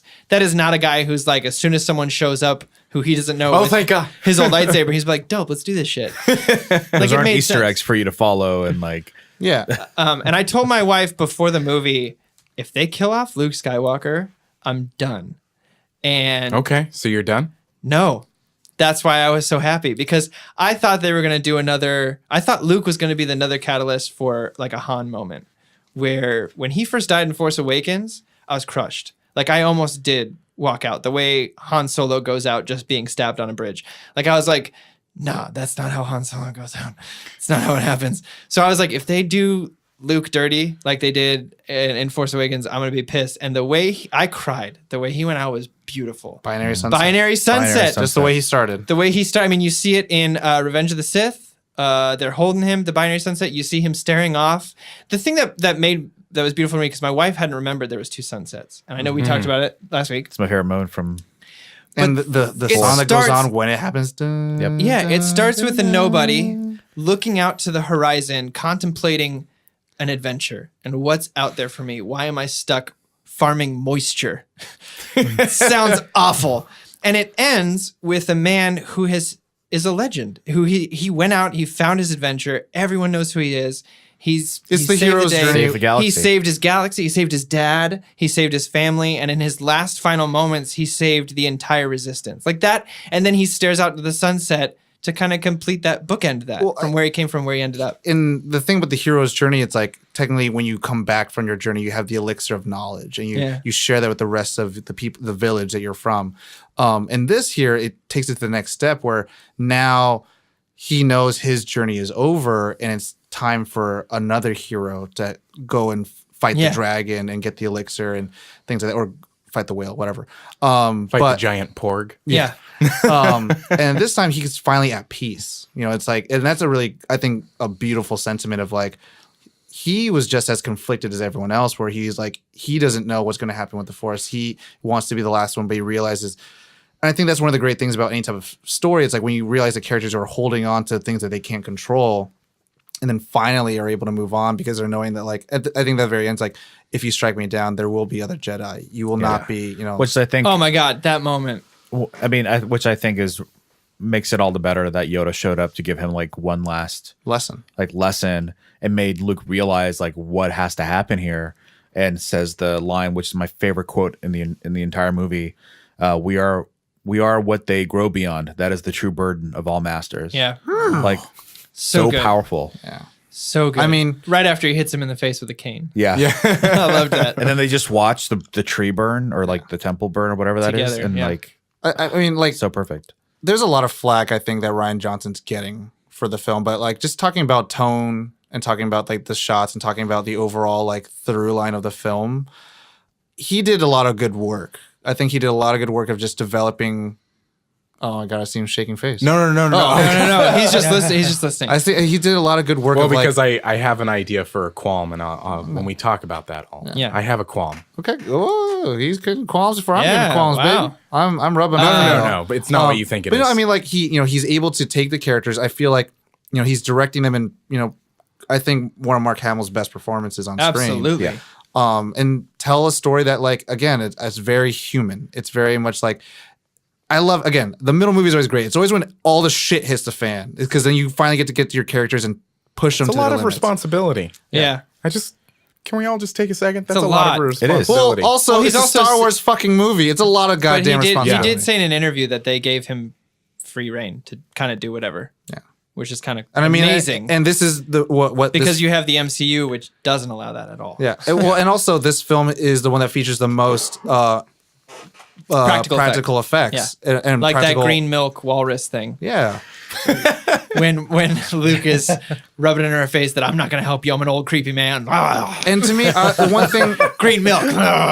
One thing I loved as Very well Rick is like moment. this is this was one of the most amount of time we spent in a physical view of the Force. Yeah. like no other film has done. They've really just talked Are you talking about about when it. she's talking about it? Well, yeah, when she's talking about doing the snap, when you see the hole and it's like showing like the so flowers cool. and everything like that. It's like we're seeing like an interpretation of the Force more than like in Empire Strikes Back Yeah. when Luke Empire. goes in the dark side or goes to it's like bring all that you need and he slashes himself and It's himself Yeah, because it's his father. yeah. Although there's That is another parallel I really liked, by the way. Rey seeing herself and Luke seeing himself. Mm-hmm. I loved but it. didn't he see himself in Vader's mask? Helmet. Yeah. Vader's helmet. Yeah. So I mean, the thing Exactly. is like he's fighting himself, and like for me, that was like, you know, like a lot of people are giving a lot of shit about like there's no lightsaber battle, there's no actual explanation of Rey's parents, and sometimes you could think of it as a misdirect because it could be Kylo Ren just fucking with her, Which is what I said. or I like think- Snoke just completely just getting offed real quick without any explanation. I do agree with some of that. I Yeah. do think It holds some weight. It's Snoke valid. being killed off to me felt very aggressive. And I'm not saying there's another movie to come out, so I could be completely Yeah. wrong with this. But I think it is Ryan Johnson being completely aggressive because it follows up with Kill the Past. Yeah. And I was like, but can we know who he is first? Yeah, please. Before we kill him off? But can you Yeah. at I'm least fine with him explain dying. What happened to his fucking face? Like, What's his sto- I want to know, like, how did he come to? he's kind of an interesting character. I'll Kind say of. he's He's kind of a amazing. really cool character, and I want to know Why is where, because you guys told me about the rule of two. I didn't know that. I didn't Oh, know that. yeah. And so now that I have this new knowledge, I went into this movie and I was like, oh yeah, where did Snoke come from? Because who is his? Because if Darth Vader died, and Who the fuck trained Snoke? Yeah. who trained him? Does he look maybe old enough to be Star Killer. Palpatine's master? Well, so that was one of the things is that a lot of people said he might be Darth Plagueis. Plagueis is a Right. Have you ever heard the Sith tale Lord. of Darth Plagueis? Yeah, and that's the one that like No. Sidious seduces Anakin with, like someone who could come back who's defeated the death. Because Anakin has these visions of Padme dying. Padmé dying. Padmé, and so Sidious tells him the tale of Darth Plagueis, which there's a guy who reanimates himself after dying. Yeah. Which he looks like he totally died. He and totally then- could have been, yeah. Anyway, Pretty messed up. And I mean, and that's, but we could find out in the next movie who he is. Like, because Kylo I mean, could tell a story. Because in Return of the Jedi, that's when they actually explain like there's another Skywalker's. What the fuck? Yeah, yeah. You're a sister. We don't know that Leia and Luke are siblings until the third movie. So it's like, okay, we may not get all the things we What want do to you guys? get. What do you guys Yeah. think of this idea? Because like I don't know if there's enough time in the third movie to explore like the Knights of Ren. Would you guys be interested in seeing a like Knights of Ren movie? Well, I mean, that could potentially be what Ryan Johnson's trilogy might be about, right? You think so? I mean, But isn't it supposed to be like disconnected? I thought it's supposed to be just be in the same timelines that we've had. It's not going to be beyond, or it's not going to be at. I'd before. say for me, pass. Yeah. I don't want to see a whole movie about You don't the need it? Knights of Ren. Well, to me, There's too many other things me- I want to see. to me, the King of Ren, Kylo Ren, is not even that great to begin with right now. So why do I want to see some douchebags who are like, I would prefer to see an Obi-Wan standalone flick between 3 and 4. Which I think it might be in the top. I would love to see a Old Republic trilogy of Revan and Yes. Malak someday. I would love that as well. I would love to see a lot of other things besides the Knights of Ren. I Besides want to know who that. they are within this trilogy, Mm-hmm. but I don't think I would watch 2.5 hours of it. So now we're looking at it as like the things that were set up from Force Awakens that didn't get resolved in this one, right? So Right. Yeah. ideas of it's kind of like we want closure. We want closure Yeah. for like Yeah. Snoke. We want closure for Well, I think why is his that's- lightsaber bleeding And on both sides? I will totally throw myself out there and say I bought into a lot of the fan theories and let myself down more than Ryan Johnson Yeah. is letting everyone down because it's Yeah. ultimately not our movie. That's the It's reason his. why I keep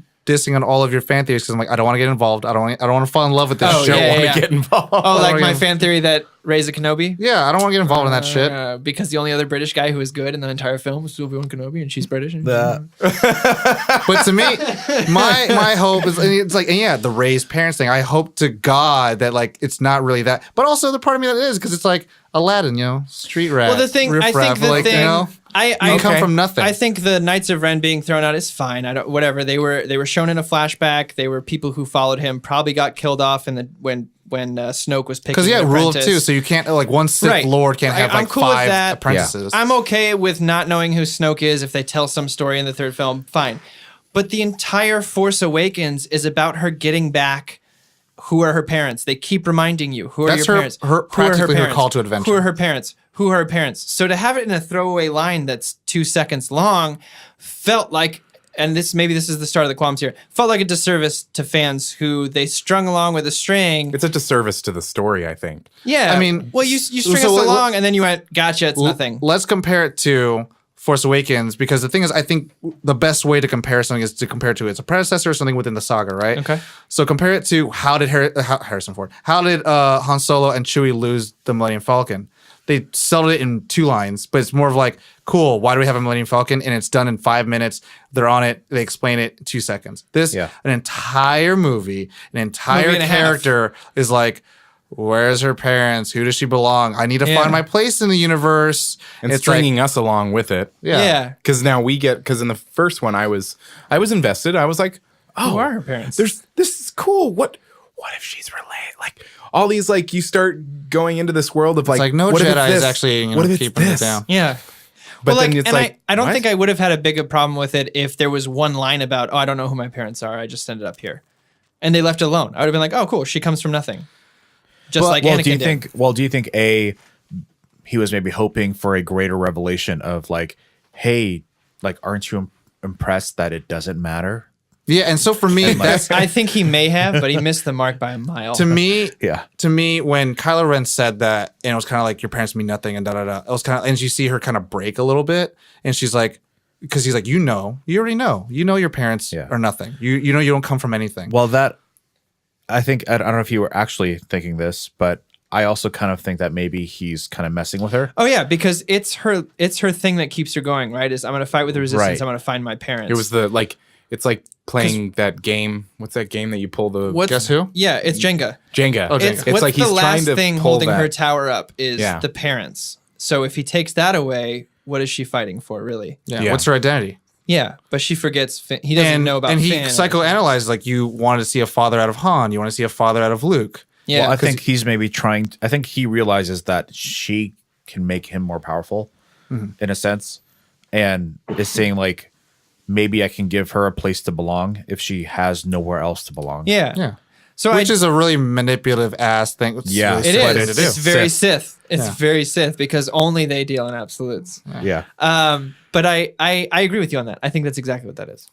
Which I hope. I'm not happy about it. I'll be perfectly honest. If we're gonna talk a little, If that's her qualmy real, qualm. Yeah. like if her real That, parents I just think that that's fucking bullshit. I think she because, came from again- nowhere, or how it was No, done? that's fine. I can accept that, but it's How it was the done. presentation Yeah, of it. exactly. It's like, again, not matter what happens, it's how it happens. Because to me, if they explain like they just did a little bit of an explanation, a little bit more of kind like, cool. If her I parents agree. came from I nothing, agree. I'm like, oh, that's cool. because to me that's more relatable. Yeah. What if To they everybody's did- like, I don't come from a royal family. I don't come from like it's to me it's a difference between a Hercules story and an Aladdin story. What if they did this? What if when he Disney? says that? So you remember in Force Awakens, they flash back to the moment her parents are leaving her. They play that scene To play it out, yeah, full exactly. out when he says your parents were nothing. Flash back to it for a second. Show a bit of the scene. Whoosh, back to him. They were traders. They traded you for money. Boom. Flash back to that moment of them giving her away for money. Like I'd be and maybe she has a realization because it's always been this like unclear thing that maybe she has a realization and she remembers and she goes, oh shit. Yeah, and it all comes It back to her because she is. has that vision in Force Awakens of her being like, no, and the ship flying off. Yeah. Why not show that whole scene Maybe have to a moment cement the fact? between like her mom and her, like a final goodbye kind of thing. Like, how do you? Maybe it's one of those things that like Just they show them.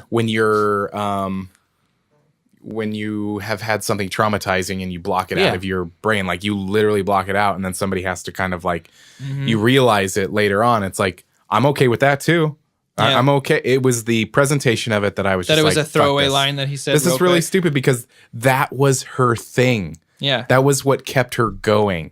And just from a story, I don't care that he was being a dick and he was just trying to toy with her. That's fine. I can see that.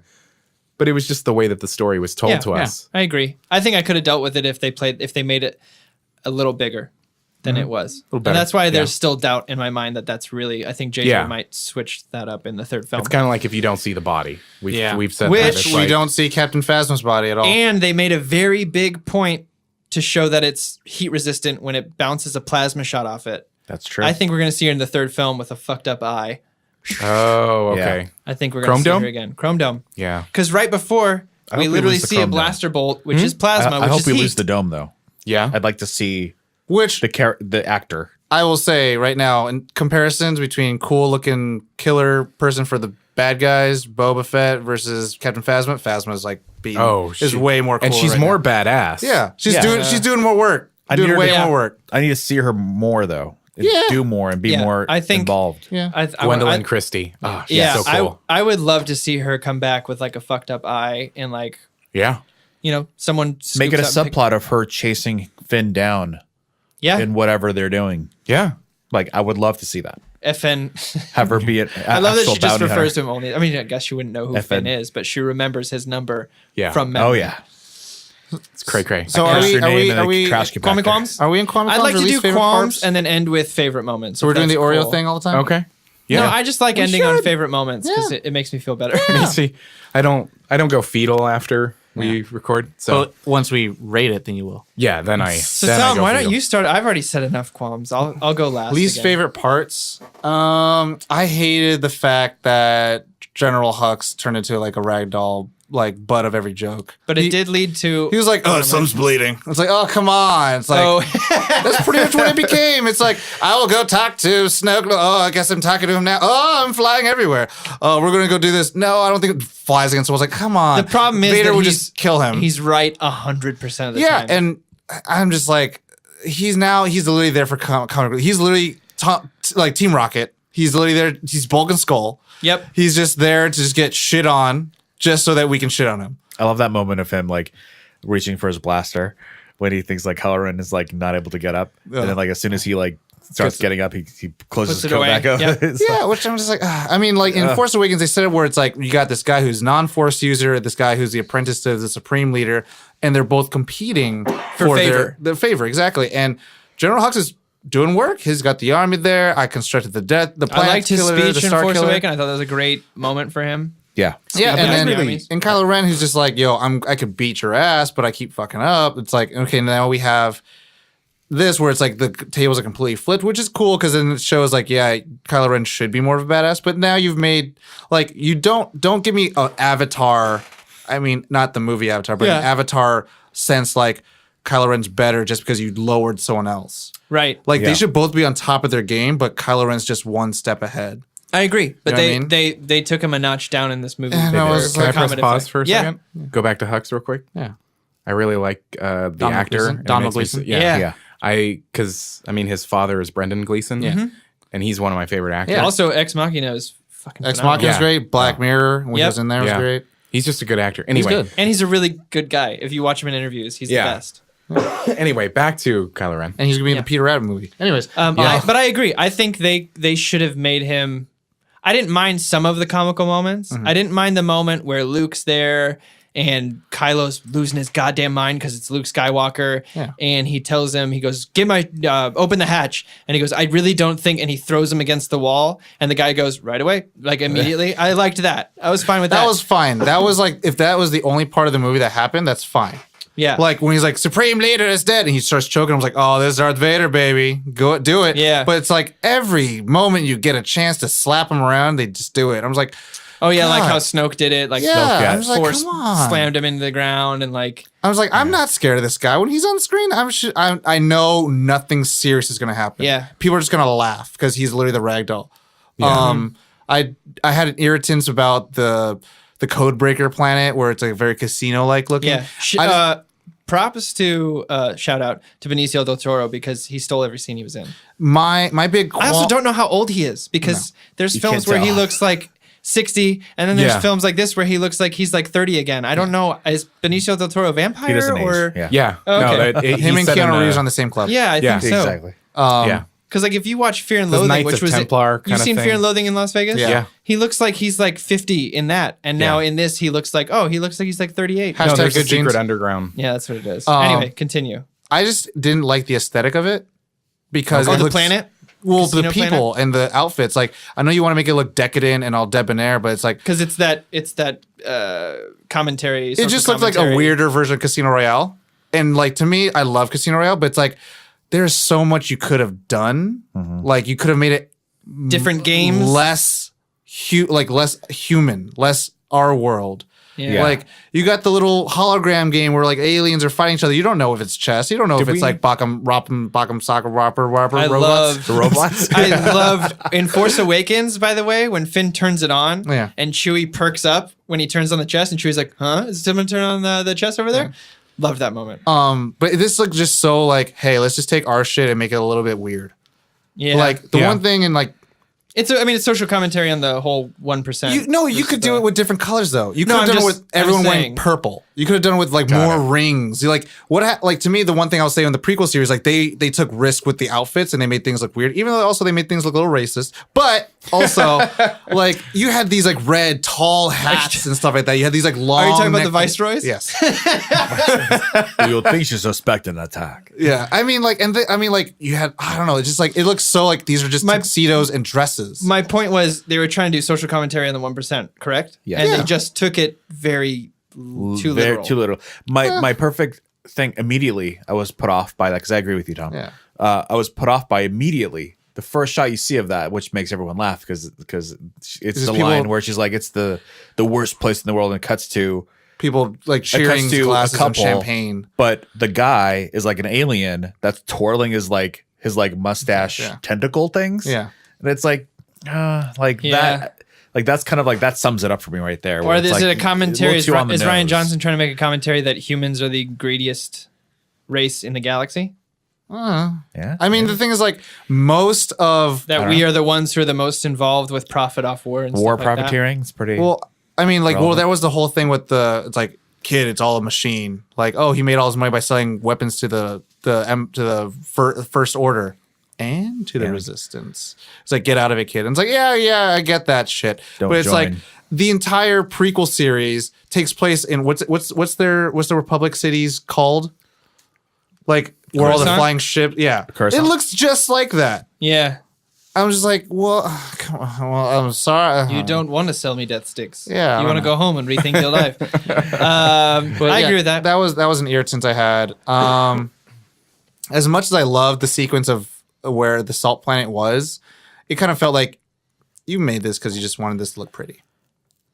I felt that. That was. I mean, not saying it's a bad thing. I'm if just the saying guy has to lick the ground and tell Yeah, you that it's salt, I salt. feel like that's it could have been snow. It could have been just white sand. It could have been I mean, anything. it could have been Red liked- Planet with snow. Yeah. yeah. I dug it. Oh no, I'm saying it's beautiful. Not I thought it was too done. It hotty. just felt very like, just. I just got to spoon feed it to you a little bit, just let you know. Oh, you mean him Hey, telling you it's salt? Yeah, I was just like, If he didn't have that line, would you have been fine without it? maybe, probably. I mean, the thing is, it looked beautiful, and that is pretty much the entire marketing campaign is white and red, Yeah. and it's like cool, I like it, but it was just like it felt very pomp and circumstance to have a beautiful fight scene. You know I what I mean? still Like, liked it. So one I thing dug it. one thing I liked a lot in Force Awakens when Han Solo died, like Wait. around them. Wait, Han Solo died? Spoilers. Yeah. Oh shit! Oh, Force Awakens. Everything. Jesus. Everything around them went dark, right? And then it was kind of, Yeah. and then when you see Han's face, it went blue, and when you see Kylo Ren's face, it went red, Yeah. and then finally, when the lightsaber goes off, everything's red and black. Like Yeah.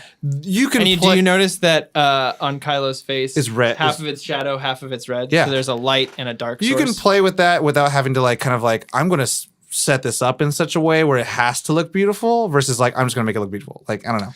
I mean, but Star Wars does have that to it, where a lot of things do look beautiful for the sake of looking beautiful. Yeah, which I mean I don't know. I felt like to me very like just to let you know this is a red planet with white shit. So Here's Yeah. here's the weird thing, and you won't notice this. You probably will be more conscious of this once you realize that J.J. Abrams directed MI3. yeah, no, like, that's compare the reason why MI3 I love MI3. Compare MI3 to like MI4 or Very different. Or two. or five with Eggman. Brad Bird. Yeah, but I think, and this is controversial, so feel free to tweet at me all your hate tweets. All right. I love J.J. Abrams' visual style. Yeah. Like, give me it's very spectacle. fill the driven, again. screen with lens flares. I don't like give them all to me. Tom Like, doesn't like us making fun of J.J. But Abrams no, lens but flares. no. Well, okay, I will say The he had- visceral reaction anytime someone says J.J. Abrams lens flare. Because the No, thing, but- okay, because the thing is I'm on that his side. he created the lens flare thing for Star Trek because he Yeah. wanted to be in a futuristic world where like you don't know where the hell lights are coming from. Right. Yeah. And that was the point. He did it like maybe once or twice for Super 8. He added and- more in. Yeah, and I mean that's really all he's done. He did a lot Yeah. in Force Awakens. Go back and watch it.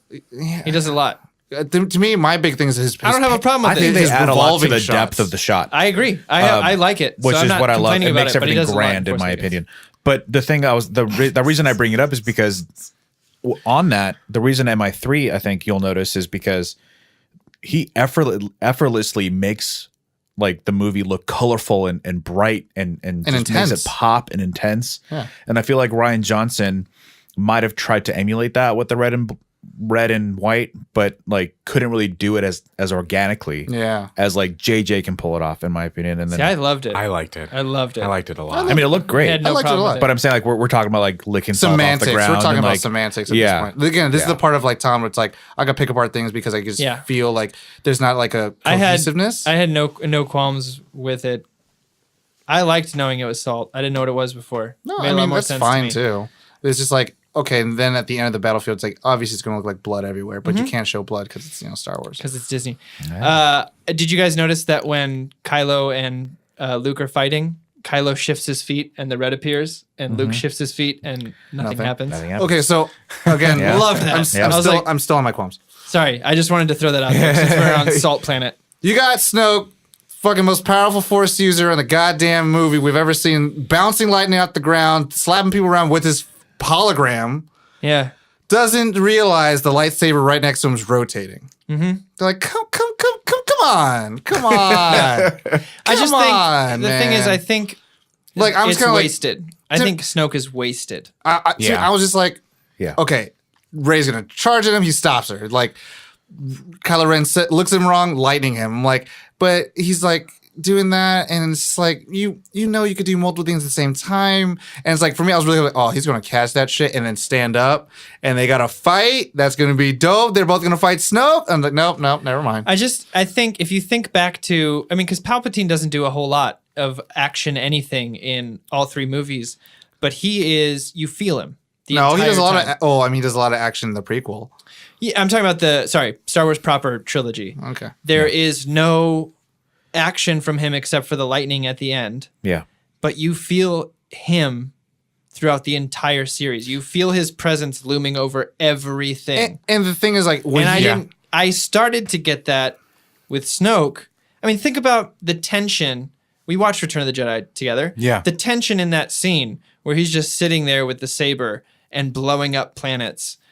We didn't get anything like that with Snoke. I mean, we kind of got it where he did the same thing. Look at the thing and seeing all the ships getting blown up, which is also a dumb physics and science where it's like, how can beams arc in space? But okay. How do bombs drop in space? How do bombs drop in space? How do planes fall down? Anyways, semantics. But we get a little bit of that. It just But it's doesn't- not to the same. It doesn't feel as grand because also, again, They're about to kill him off. well, also some of the shots don't help with that because it's in a bright, beautiful room with a guy who wears gold. Yeah. Like who's talking out of his ass, where it's like Darth Sidious is kind of like very existential. He's like shrouded in darkness, and he has been kind of made up to be this thing for only 2 movies. We don't really. Oh, do we see Sidious in Star Wars proper? No. I Yeah. mean, besides the hologram? Hologram, yeah, Just hologram. there's a hologram, but I mean, there's that, and the thing is, like, when Luke goes to strike him down, Darth Vader stops him. Yeah. Like, and the whole rule of 2 is the fact that, like, the master knows that either the apprentice is going to get a new apprentice and try to kill his master, or the master knows he has to kill his apprentice and get a new apprentice. Yeah. Half the time. And And so it's like, Yeah. how can you, and like, that's the thing with Sidious is like, when Luke goes to attack him, he knows Vader's going to protect him. Yep. He's like, I'm chilling. So it's like, Well, I think there's another thing too, and maybe this is more credit to Vader than anything, is when you see someone like Vader answers to, you're like, whoa. Because for the first film, but we already established Kylo Ren's a little bitch. So right. who So does when he you're like, answer to? Kylo answers to this guy, you're not getting that same kind of like, oh, yeah, that makes sense. Well, Kylo's and And gonna it also answer feels to like someone. they're He has dad still issues. in the middle Yeah. of their like training. Yeah, Yeah. and Like because Vader, he's you feel like, like he's a you must master. complete your training, and Vader has no need to complete Yeah. any training. Well, and because I his said completing that- his training was killing the younglings, right? Yeah, and that's not a qualm. I'm The just saying, younglings- but maybe that's why I don't feel that as much, is because Kylo's kind of a wuss. Yeah. So the guy in charge of him, I'm kind of like, well, it doesn't take much because Rey almost turned him over. But with Palpatine, you're like, this guy. But Vader listens to this guy. But That's again- crazy. again- he killed 10 people this a minute is ago. Snoke that we've actually seen him connect two people with the Force. We've But did he? Or is he just saying that? I think he did. I think he created a link. How? If he doesn't know who Rey is, How can Leia swim through space? But no, I get that. But listen, he doesn't know where Rey is, who Rey is, anything like that. He's never seen her. He doesn't know who she is. He doesn't know where she Skywalker is. is, yeah. There's no fucking I think it's a bluff and a half. I think he felt Kylo connecting with her maybe and was like, I'm going to use this. I think they have a connection, and Snoke was using it against her to turn her. I think it's bullshit. That I would say, in a film language sense, though, the writing then that there's a lot of problems then because so far we're discrediting a lot of things that are said because they're said as fact, and that makes everyone. But why are they still connected after he dies? That's the one thing that where I was like, they're still connected. Yeah, to me, I feel like there was a connection made, and he helped bridge it, and after that, they just had it. The only way I could fathom in my mind that he would bridge a connection while she's on some desert island that no one's been able to find for 30 years, deserted island, excuse me, is that when Rey read Kylo's mind, some of her was left there. But That's also, it. Otherwise, how did he find her to connect them? But also, I mean, Obi-Wan Kenobi, he knew 1,000 voices were screaming and then went silent, but he didn't know what planet got killed. They just all of a sudden found themselves in a field of asteroids. Yeah. Right? So I feel like you still feel the Force. It's not the matter of like knowing pinpointing. You're not Luke. But the thing is, if Snoke is somewhat comparable to Luke, then why the fuck can't he do it? And it's like, I don't know. Again, these are like plot hole points where it's like, I don't think he connected them. Maybe he strengthened it, but I think that when they read each other's mind in The Force Awakens, connected them right there. They're connected. Again, Snoke, I felt like was really wasted, but because he goes to read her mind and then he immediately is like, he immediately. Oh, I'm talking about Snoke. Yeah. When Snoke like reads her mind, immediately knows where Luke Skywalker is. No. I'm talking about in Force Awakens when Kylo reads hers, and then she immediately feels what he's doing and is like, I'm gonna do it back. Yeah. And then she's like, you're afraid. I think they created a link then. Yeah, could be. And also, and then my last one, so I'll let someone else go. The Luke Skywalker Force projection was cool, but it kind of felt very like M. Night Shyamalan. Like, no, not at all. I'm not talking about your qualms. I know. I'm talking about my qualms. So shut the fuck up. Anyways, I'm gonna argue it. Well, to me, it's just all like cool. We're gonna see the battle that like quote unquote we've been like kind of prepped to see because Luke has to confront his failure. Kylo Ren has to confront like his master. Yada yada. And like. Cool, we see Mark Hamill with the haircut where like he's like, oh, okay, now this is how like the Jedi Master Luke should look like. They're fighting, they're dodging. It's supposed to be this epic thing. And for me, like when Luke first came out, and it's like fire everything you have at him, and it's like all of a sudden he just comes out of the smoke. I was like, oh, did he like deflect those or did he absorb them? What happened? I was like, it was kind of your point. It's like this, we're gonna see the extent of Luke's training, the extent of Jedi Master Luke, and then all that's happening. And it's like cool, it's happening. And then all of a sudden, at the very end, it's like.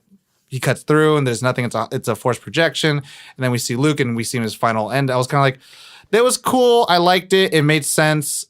It felt just M. Night Shyamalan where like, it was a dream. And it showed enough of his power because I think he was able to get the little chain that was on the Millennium Falcon and give it to Leia. And it had a physical presence. Or did I think it did. Or did she know all along? No, it disappeared. Well, it did. But the thing is like, he gave it to her and put it in her hand. I think she knew. And then she let go of it, and then he found it on the ground, and it dissolved away as well. To me, I think again, exploring the Force, like I think he's strong enough to have a physical projection, but also know when not to have a physical. There's a line that it's really easy to miss. It's the first time Kylo and Rey see each other in the projections, and I think it's why. I think. Can you see me? He might have. Yeah. Can you see me? He says that. It's like, did you do this? No, the effort alone would kill you. Like I was like, oh shit. Yeah. Like if that was remember more thinking that afterwards. Yeah, and I was like, oh, so like, which is a weird foreshadowing for when Luke does it, but it's like, so now that's even more interesting. Like if Snoke did it, like he's way more powerful than Luke. Yeah.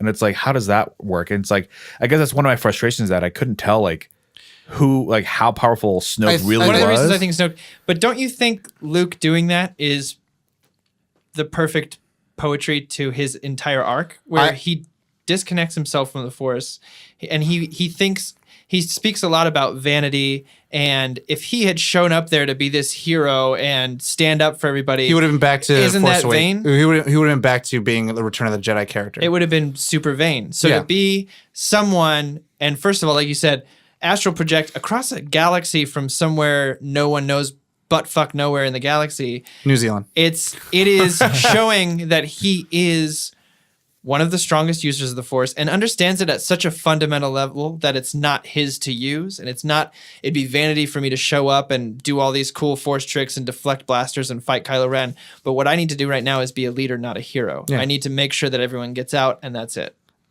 That's why I say like I had an issue with it, but I understand it. Right. Okay. And so for me, it's like I wanted to see that, but again, there would have been Luke going back to the way he was, being a legend, being a hero, and not being the teacher, not being the master. Right. Yeah. So, and kind of going to Ollie's point, just talking a little bit about that, I think this is what George Lucas tried to do with the prequels. It was show a little bit of like a legitimacy of power levels. Yeah. Of like midi-chlorian count. That's your how you can That's tell. how you can base it. And this one here, it's like we've kind of done away with all of it. It's just a religion, and it's kind of how in tuned you are with it. And it's like there's no real way to kind of see it. And to me, it's like I think it's a spectrum of like just because you know the Force so well doesn't mean like Luke can use Force lightning all the time he wants to, or whether he would. You know. And I Yeah. mean, the thing is like Yoda pretty much used Force lightning just from the sky. Yep. Yep. So those are mine. Josh, qualms? You said you had a good one. You were shaking your head about. No, I think my qualm is just with the Star Wars fans. Oh, okay. I mean, it's again, don't take Rotten Tomatoes seriously ever. Yeah. But just to see something that's like Unless they wanna sponsor 53 us. to 96 or whatever the hell it is. It's a 36-point difference. It's I a read. huge Critically difference. Which is the largest in any star. It's usually And 5 to 10 points. That's Whatever. whatever. It It doesn't doesn't mean anything matter. to me. But the thing is, to me, is it's like there are Star Wars fans out there that are so pissed about it and so wham about it that I'm like, did you even go? Like, my thing is, and again, I don't want to create the hypocrisy that is me saying, oh, I don't like those kinds of fans when I'm being one of those kinds of fans Yeah. to those people. But it's like, I just don't like it when people shit on things because they go into something with such a huge expectation of something that's been going on for 40 fucking years. And you're like, and it's just like the Don't be Marvel Josh. things or the comic book things. It's like, listen, and I love what Ollie, you said in the different movie episodes that we've done. It's just a run, guys. It's Yeah. just a different version. Yep. And so when I hear, and because I watched a lot of videos, because I was like, all right, I'm interested. I'm interested to see what people, and I just watched like an hour or so of just people bashing this movie, and I'm like, If what this the makes you feel any better, fuck? I think it's called Cinema Score, which takes polls right outside the theater. It got the same grade as Force Awakens. It got an A. Okay. Most people left satisfied. That's like, I think that's 500 people from different theaters, 500 from each theater around the US, and it's scored really well. There is a whole thing going on with Rotten Tomatoes where it's a lot of new accounts. So what they're assuming is a lot of the same people have made 4 or 5 different accounts. Well, to my bash. thing isn't about the reviews. My thing Right. is about people's high expectations. I just wanted to throw that out there. No, since we're I talking get about that. It's my thing is it's just like, guys, did you enjoy? Like, why did you go see it? I'm gonna say like this: like as critical as I get about any film, we all know that I have like a DC bias. So like I'm always gonna Yeah. give that shit like a little bit more. And so there's all these people It's like who I are have a Marvel bias. well, yeah, No I big mean, deal. you're gonna, and it's foolish pride that would say like any critic Vanity. could be purely unbiased. That they're not. I mean, and this is really That's true. A really negative thing to say. It's like, well, who the hell is this critic like coming from, or where the hell is this like fan coming from, right? Yeah. Like we talked about in Spider-Man. It's like there's the one kid's like they did it wrong, and it's like. And to me, I feel it. I feel the dark side growing Yeah. in you. Of like, yeah, it's fan against fan at this point. Of kind of like, guys, just love the fact these films are being made. Yeah. Getting made, and they're. I mean, I get if you seriously. have and specific- they have a serious budget behind it. It's not like Yeah. this bullshit where it's like, oh, we'll give it like Deadpool budget where like everyone knows it's gonna Go flop. see it. Maybe it'll do good. Yeah, like everyone's And it like broke records. it's like everyone's counting on this film to be like an enjoyable spectacle, and it's like, what a time to be alive. Yeah. for a Yeah. nerd. What a time to Yeah. be alive. Like don't get me like I have I'll get into a few more of my qualms. Like the stuff with Ackbar, like I relate to that stuff. stuff was, but like I thoroughly enjoyed this film. Yeah. I wouldn't go. Yeah, I walked out and I was like, that was fun. Yeah. That was fun. I'm gonna go Being- watch again. Oh yeah, Yeah. Being able to cheer along with the audience too, like I mean, go to yeah, there are a small few theater things that I'm somewhere. like, okay, that Rose character. I wish this happened. I wish this. Yeah, didn't happen. I wish- I'm little surprised tiny that details. Yeah, there's little things that I'm Specific like, things. oh wow, I didn't expect that. Luke Skywalker dying, didn't see that coming. Leia not dying, really didn't see that coming. Yeah, like there's a lot of Yeah. points like, oh, you could take care of the character. Oh, I guess you're not gonna do that. Yeah. yeah. The Rose character, Rose, Who's right? Rose. you know her race is What? in Star Wars world? Haitian. Haitian?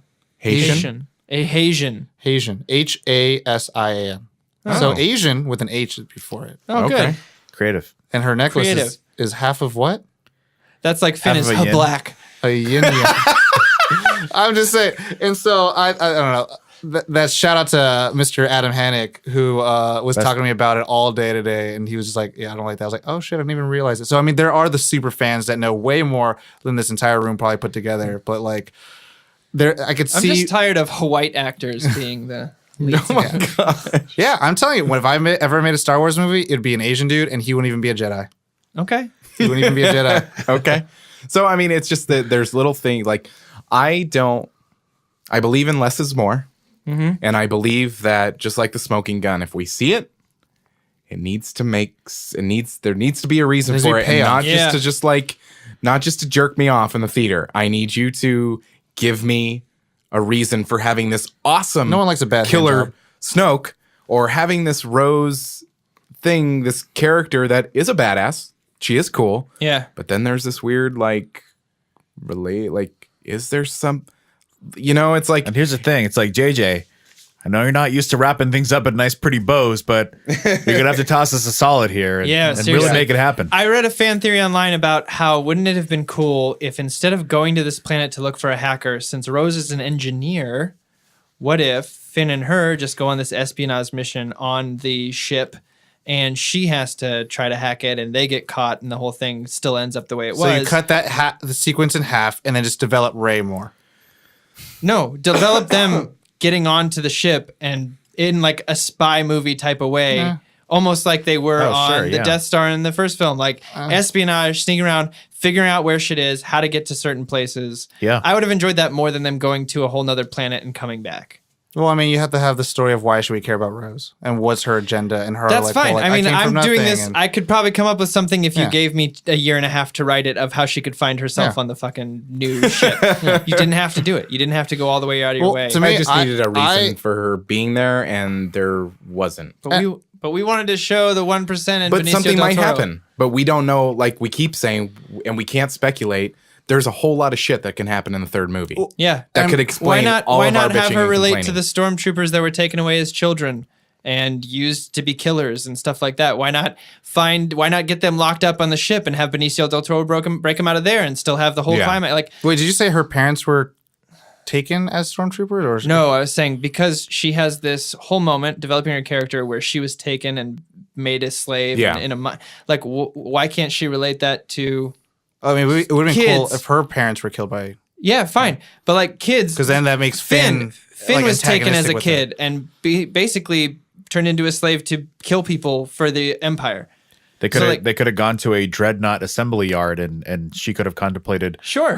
her sister's sacrifice being in vain or whatever. But I agree. I think that whole casino shit was, a lot of filler. potential ideas. Well, there. to me, like, and they spend 10 minutes on the actual ship, and it's all for naught. yeah, I feel like, I yeah, would like to see more of that ship. I would like to see yeah. more of espionage. but also you also include this two new characters, right? You have Holden and you have Rose, right? But then you give Holden's useless. you give R2 and Chewie nothing to do. Yep. They literally are their background. Like in Force Awakens, Chewie shoots R2 is here for this. Oh, member. well, and I mean, to give Force Awakens some credit, like, Although that plays to my theory. you gonna let me speak? Mm-hmm. R2, some plot device, like he had the last piece of where Luke was, right? And then Chewie, like he was there throughout most of the entire adventure. You know, like he was there when like Han died. He was there shooting the bowcaster when like they're all getting attacked on Maz Kanata, whatever face planet.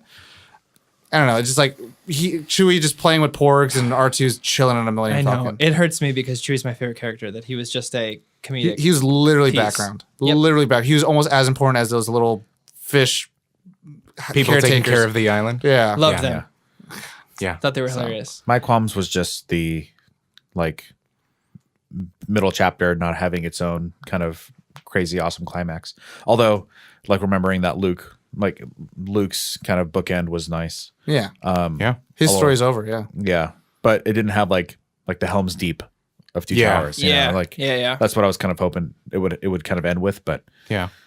Maybe that's really my wasn't only this qualm with movie. it. I mean, I feel like the ending of the film did really end off kind of where Empire Strikes Back, where like Luke and Leia are on the ship and they're kind of like, where's Han? And they're like, Han's in carbonite and Vader's pretty much Yeah. like kept him captive and So, stuff. like the It's speeders just like go towards the thing, and then like some of them gets shot away, and then they kind of swerve out. Yeah. Like nothing happens there, and then Yeah. like the lightsaber battle, Luke dodges it twice, and that's it. Yeah. You know, in slow motion, and that ends. So like that's kind of He what I didn't mean. just is, like, dodge it. He like limboed it. Yeah. Like Matrix It style. was like, it like- felt very Matrixy. I'm like, oh no. My qualms, I've already said the Ackbar thing. I think Holden was useless. I think that whole thing was we need an issue. I think the going to the casino thing was a qualm of mine. I wish they would have went on the ship and had a whole espionage thing. Swear to of their God, own. if they don't bring Benicio del Toro for the next movie, that's a waste. It is so. Oh my God, he was great. He was Yeah. fantastic. I loved his. I think just he have needs him- to just have save him- the cat. Just have him be a Jabba I, person. I dug the like Roger Rabbit type talking he had going on. I loved it. I love that character. Still think he could have been found in a jail cell on that ship and then immediately turned and be like, hey, let me go and I'll tell you what's going on with the Resistance. I have a qualm with Chewie not being in it, especially since it's Peter Mayhew's final portrayal of the character of Chewie. I was pretty bummed that he was kind of just sitting around, and then he gets this one cool moment driving the Millennium Falcon around. The one thing I will say that I feel a lot better with, a qualm I had in Force Awakens, was after Han dies, you know what I'm going to say? Yeah, no, what you gonna say? Chewie and Leia just walk by each other. Like they don't give a fuck. They don't look at each other. There's no Chewie puts a hand on her shoulder.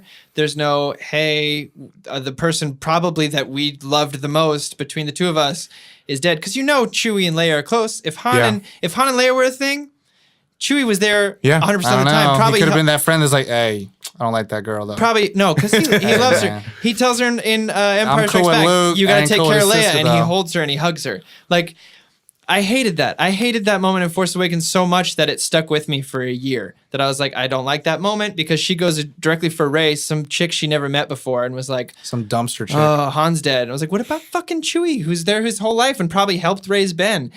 Nothing. So in this moment, when he finally gets back, big old bear hug with him and Leia. I was like, thank you, Rian Johnson, for that. I needed that. I am complete. But yeah, my qualm was that he didn't have much to do, even though it was Peter Mayhew's final. There was no big moment for Chewie yeah. for Peter Mayhew. There's no bowcaster, goddammit. No bowcaster. Nope. You got the I did like that he smacked the porg off the dashboard. Oh, porgs. I think we kind of through all of us have really discussed all of my qualms with everything. Favorite parts? Yeah, let's do Ooh, favorite favorites. parts. Let's do Can I start? Yeah. I fucking love the light speed through the dreadnought. Yeah. Best part. No, not That the was- dreadnought. It wasn't called the. It was the big ship. The Yeah. big ship. The Snoke ship. Yeah. That was fucking badass. That Ackbar did? Yeah, it was great. That was yeah. When Ackbar turned that ship around And he said and that was last like, line at the "This end. is a trap," and went through it, I lost my shit. The We're whole audience starting did. that. whole It's a Ollie, thing. you explained it very eloquently. It's very like anime, right? Yeah, it was very anime. Yeah. It was like And then different shots. The showing no the same sound thing. was Yeah. beautiful. No sound. Yeah, Perfect I choice. was like, It was the sound of the gorgeous. explosion when it did happen. Like And I think that's a really good thing in filming. It's like you reward the audience with one of the quietest moments of the film with a very loud moment right after. So it's kind of like, oh shit, you feel the full effect of what's going on. And it's fan service because we've been wondering for probably 40 years, why do you need to know where you're going if you're going to jump to light speed? Why do you Yeah. have to have your coordinates correct? Why is it dangerous to jump to light speed without knowing where you're going? Although- Boom. That's why. my question is, didn't Han jump in Force Awakens? Didn't he jump out of his station through a closed hangar door? In which one? Force Awakens? Yeah. No, it was open. He It shot was through open. Okay, Shot through shot it open. Okay, never mind. but- I loved that. it. In the Star Tours, right? I think you blast through everything. Yeah. I like the thing that you saw online, which was from Rogue One. Oh yeah. So Rogue One, you remember when she's going through all the data and Jyn Erso. they, Oh, yeah. they see the black lightsaber crystal and stuff like that. One of the things is hyperspeed tracking tech. And which I love, means it was developed a long time ago, but then they blew up that planet, right? Yeah. So that was where all the data files were lost. So only thing I could think of is that they're going through this shipyard, where everyone thought it was a bunch of trash. Someone finds that and is like, "Holy shit, this is Someone still discovered usable." time travel, but destroyed that shit 40 years ago. Yeah. So the Empire salvages it from this wreckage of a planet that they blew up. First Order. Yeah, sorry, First Order. Salvages it and is now using it. So it's not some new thing, because a lot of people were like, I don't like that they just made that up for a plot device. But they didn't, because it was made up, Well, it was Rogue One also- They made it 40 up years because ago. Ryan Johnson told Gareth Edwards to Probably. make it. Yeah, the sea was planted. But I'm fine. I'm better with that. Like, Yeah, I'm better yeah. than that than just being like, oh, It's by the really way, this neat. thing exists. I like that there was forethought into it. Yeah. It wasn't just a writing like, oh, what did we do? Jeez. I was glad there was not another Death Star being created. And they closed that. They did a bow on it. Like, there's no way that it could have been in the original series, which is why no one thinks they can track each other through hyperspeed. But it was really there all along. I dig it. I like that kind of stuff. Yeah. I love the last scene with Luke Skywalker, the fight and everything. That whole just visually, I was just like, it was a joygasm. It was cool to see. Also, It did you was- notice there's no two suns on that planet on that island the entire time until He goes. Luke's passing? Yeah. No. So it's almost like the Force is like, here you go. I really enjoyed it because I don't like Kylo Ren very much, and I love Luke Skywalker, especially when he's being a badass. Oh yeah. And so that was badass. Slinging his dick around. Yeah. Oh, yeah. He don't care. With the blue, he chose to project a blue lightsaber too, which I It love. was Anakin's. Yeah, I loved that. So that was sick, and I love that he projected himself as a younger version of himself. Which I What was the like, last time that? Yeah, no, I Kylo saw, got right? that, but I was just like, So which one Still will funny. we see when he comes Excuse back me? as a Force ghost? I think Which one will we see 20 years from now in the Well, Blu-ray? because Hayden they've special? just- Christensen. they've destroyed that rule because Obi-Wan Kenobi is still old in that projection, and it's all that kind of stuff. So, but Hayden Christensen isn't. We're not Thanks, doing George Lucas. We're not doing that episode Thanks, anyway. Obama. I mean, there are a lot of things. My brain just quit. That's okay. It's a good one. Ollie? That's actually mine as well. Your brain quit. No. The sunset. Nice. It was Yeah. it was my favorite part of the original trilogy, and my favorite part of probably Easy. the new one. Oh, it was wow. just, I it was cried the through first that. time. Yeah, I actually it cried in the hit me theater. I was very like, emotional. Very emotional. I thought of the other one just because I thought it was just so fucking cool. Yeah. When she's going to explore the dark side and whatnot, and just the snapping Snapping. thing, just like Click, click, click, just click, from a sound point, I was, just, Yeah. like, I was just sitting there just going, oh. Oh god. Nerdgasm. So I mean, how do you like the sound of the crackling dark All of light? it. Like Okay. just here's the sad thing. So we were all nerding, getting our nerds on for the Nerdgasming. hyperdrive through the ship. Somebody probably actually did fill that. And it Yeah. probably was designed in completion. And then somebody went, what if we cut out the sound here? Yeah. And that guy went, I'm out. God damn it! Those of you at home, he just threw his headphones. because it's been done. In Yeah. Moneyball, there's a scene where it all goes silent. They filled it. It was all Jesus. filled and it was complete. And then in the end, they were like, let's just cut it out and see what happens in that fucking But in the film. long run- Spielberg with the shark. And the film Yeah. won for sound. So In the long run, you have to know that person artistically is like, that's the right choice. yeah. It's the right choice. The sounds you don't. As do. much as sometimes it it is. hurts, it's the right choice. Kill your darlings, baby. I'd say I named a lot of my favorite parts. I mean, the Luke Skywalker battle meditation, I loved because that morning I was explaining what battle meditation is to my wife. And I was like, it's this really cool thing. So to see that, I think that was a great way for Luke to go out with Binary Sunset and at peace, and seeing him, same effect when Yoda passed, just that fading, kind of like with his clothes still there. I love it. Yeah, I'm glad they didn't do like modern effects. Well, or I anything think, weird. and someone was talking to me the other day. They're like, "Well, when Qui-Gon dies, how come his clothes don't?" And I was like, "Because it's not peaceful. When Obi-Wan goes, he's ready. He lets it happen. When Yoda goes, he's ready. He lets it happen. When Luke goes, he's ready. When he Mace lets it Windu happen." goes, he's not. Right? Yeah. What? I'm because Put your you're hand bringing- down. You're a grown ass man. No, I appreciate it. Thank you. Yes, Josh. How can I help you? Dick. You just no. say, hold on, I'm gonna finish. I'll let you finish. No, no, because you're bringing it up about the going and The kind clothes of becoming still one being there? with the Yeah. Force. Bonnie and I had a discussion after she was like, I just don't understand. Like, okay, so Obi-Wan Kenobi, I don't believe that Darth Vader killed him. No. I think he Just teleported. Died. at he the just same time. died and he became one with the Force. Oh yeah. I think Darth that was Vader didn't kill him. Yeah. Did I tell So you? we're in agreement? Yeah. I agree. That's what I told her. She was like, but Because he the swings and the lightsaber goes clothes through are it. already It's like, no, he was already gone. empty.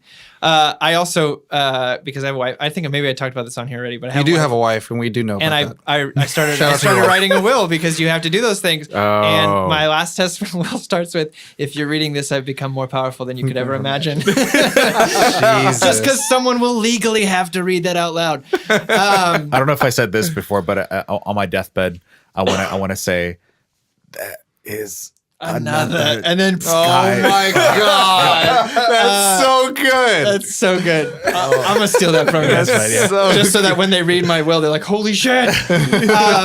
My other favorite moment that made me tear up is when Leia's talking to Ackbar, and she says, Leia says to Ackbar, The artist they formerly both known they as- both say, "May the Force be," and she goes, "You know what? I've said it enough." And I was like, "Oh." But another That's Carrie Fisher coming through. She said it for 40 years, and she's going, you know what? I'm ready. and another good line between Ackbar and what's her face? Guys, we're gonna make this happen. Skywalker. When she says like, I can't take any more losses. Like, you're the one that taught me how. Oh, yeah. And I was like, oh, yeah. that's so good. Because it's the Carrie Fisher of like being one of those mavericks of like for strong female characters. Yeah. And then there's Laura Dern, who played arguably the strongest female character, not arguably at all, strongest female character in all of Jurassic Park. Yeah. Ellie Sadler. Botanist, paleobotanist. Yeah. That was another favorite moment of mine. So Linda Hamilton will be in the third one. I'm kidding. Or Sarah Michelle Gellar will be in the third one. I do like that Carrie Fisher's daughter is in the film as well. Oh, I didn't even notice that. Billy Lord. Whale. I didn't even notice that. I didn't even Oh, know that. yeah, Billy you're Lord. right. I love the I love that it's Leia that stuns Poe and turns his ass around on everything. I really enjoyed the speech that Luke gave about Legends. I think that really hit me in a special spot where I was like, damn, like from the other side of it, of people raising you up, you're like, he's like, he didn't have a choice. He was just trying to do what he had to do. And people made him into this thing, so much so that he started to believe it and failed. And then my last thing I'll say is I loved the Yoda bit. You all have said my other favorite moments too. So, but I loved the little bit of advice that he gives him where he says, we teach them, wisdom, we teach them patience, but the biggest thing the best teacher is failure. Yeah. And I was like, fuck, that's great. Because there's that quote I say all the time, Tom, ever tried, ever failed, fail again, fail better. I've always heard as ever tried, ever failed, never tried, never failed. That's another one. But this one is by Samuel Beckett. That's a different. This one's Samuel Beckett, so I don't know who that is by. Mine is fell I'm fast, sure I learn have a from lot mistakes. more other great moments that I loved, but I'll end it there for now. If any more come to me, I'll shout them out. More Chewie is all I wanted, I guess. More Chewie. One little final Chewie payoff would have been Peter Mayhew. I would have You killed wanted it. Ray's arm to be chopped off. I'm kidding. No one lost an arm? Yeah. Oh, no. Snoke did. Sorry, Force Snoke lost Awakens. a lot of You're shit. right. Force Awakens, no one lost an arm. There was a deleted scene. But every Star Wars, someone loses something, some limb. In the deleted scene, and I wish they fucking kept it in, what's his name, who Simon Pegg played, comes to take Rey from Maz's cantina, and he pulls a blaster, and Chewie grabs his arm, steps on his foot, and rips his arm off. And I was like, badass Very Wookiee violent. mode. Very violent. Right, but he's Well, a that would have Wookiee. been the thing of Yes, like you pull his thank limbs you. apart. Thank you. It would have been a callback to A New Hope when he says, yeah, well, they're not known for ripping your arms out of your sockets. Let the Wookiee win. And then he rips his arm out of his socket and off. So, anyway, favorite moments. Lightsaber fight. Lightsaber between all Yep. the royal guards and all yeah. that Oh, yeah, stuff. did like- no one say that? No, you did. You did. No, I didn't say that. Oh, we fuck yeah. talked about it at one point. Yeah. But Fuck yeah, that I moment. loved it. I thought it was super. And to me, so the thing I love about this film is that, again, it explores parts of the Force that we've never been exposed to, like the seduction of the dark side, the ideology of it being a religion. There's ancient texts, that there's a spectrum of it, that there must be balance at all times, and that the order is built upon failure. That My big thing, I love the anti-hero thing. I love the fucking brooding hero that like looks like they should be a villain, but they're actually the hero. Like, well, no, that like just Rey picking up Kylo Ren's lightsaber was like, fuck. Yes, baby, take his lightsaber. Shit, baby. Fucking hers. force battle where they're both grabbing onto Anakin's lightsaber and it explodes. You see the kyber crystal at the very end. I'm like, please tell me she's going to get a bleeding lightsaber now too. It's going to have blue flames on the side. That'd be fucking dope. Anyways, but No more broadswords. No more broadsword broadswords all lightsabers. day. But I was sad that she never. I don't like how she it never looks. continued her backhand style, which I really liked her using backhand style because Yeah. that's what Starkiller and the Force Unleashed used, which was canon, but not anymore. But it can be. But it's It not. cannot be. Oh, Corey. I loved seeing. You could say that joke was forced. Thank you, everybody at home. Let it be the last joke. God damn. Shut up! Fucking Ollie. I liked seeing an iteration of the Force.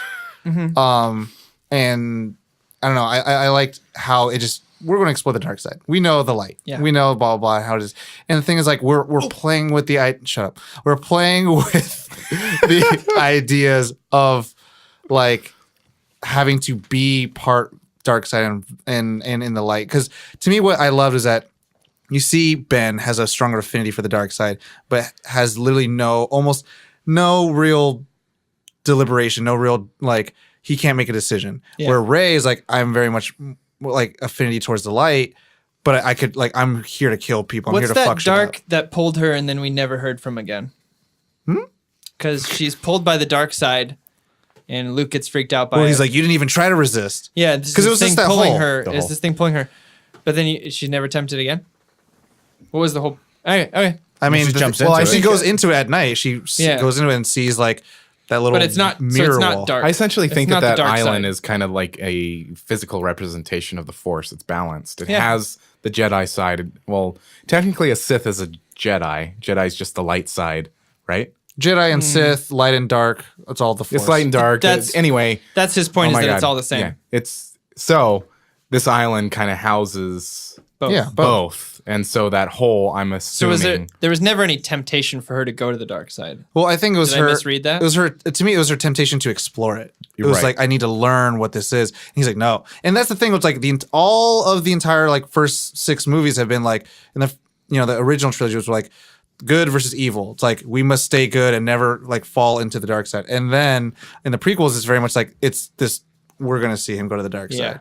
And this one now it's like you must learn to understand the dark side so you can better like balance the Force in general. Yeah. So Let's do 2 last little things. Favorite characters and our star rating, Tom. Yeah. favorite and favorite non. Favorite and favorite non. I'll go first since I brought it up. Yeah, you don't be an asshole.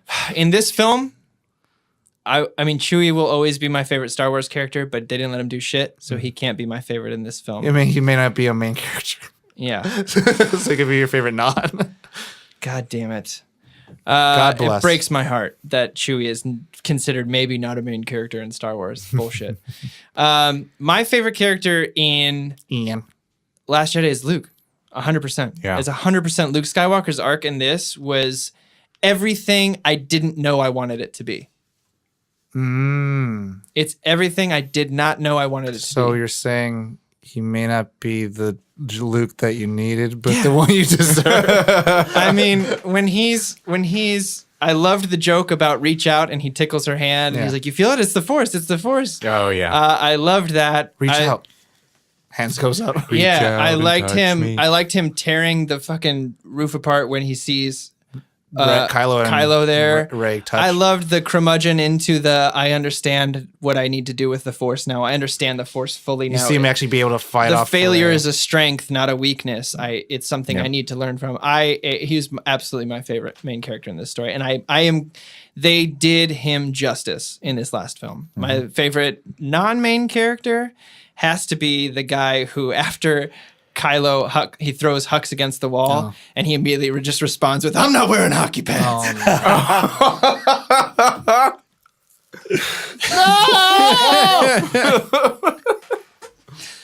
I hate it. Can we just end the episode? Yeah, we I can end hate it. it. No, but really, he just immediately goes right away and doesn't respond at all. That's my favorite guy. So, yeah, I'd say my favorite non-favorite main character is, I'm not going to say Chewbacca. Wasn't Chewberry. Chewberry. more.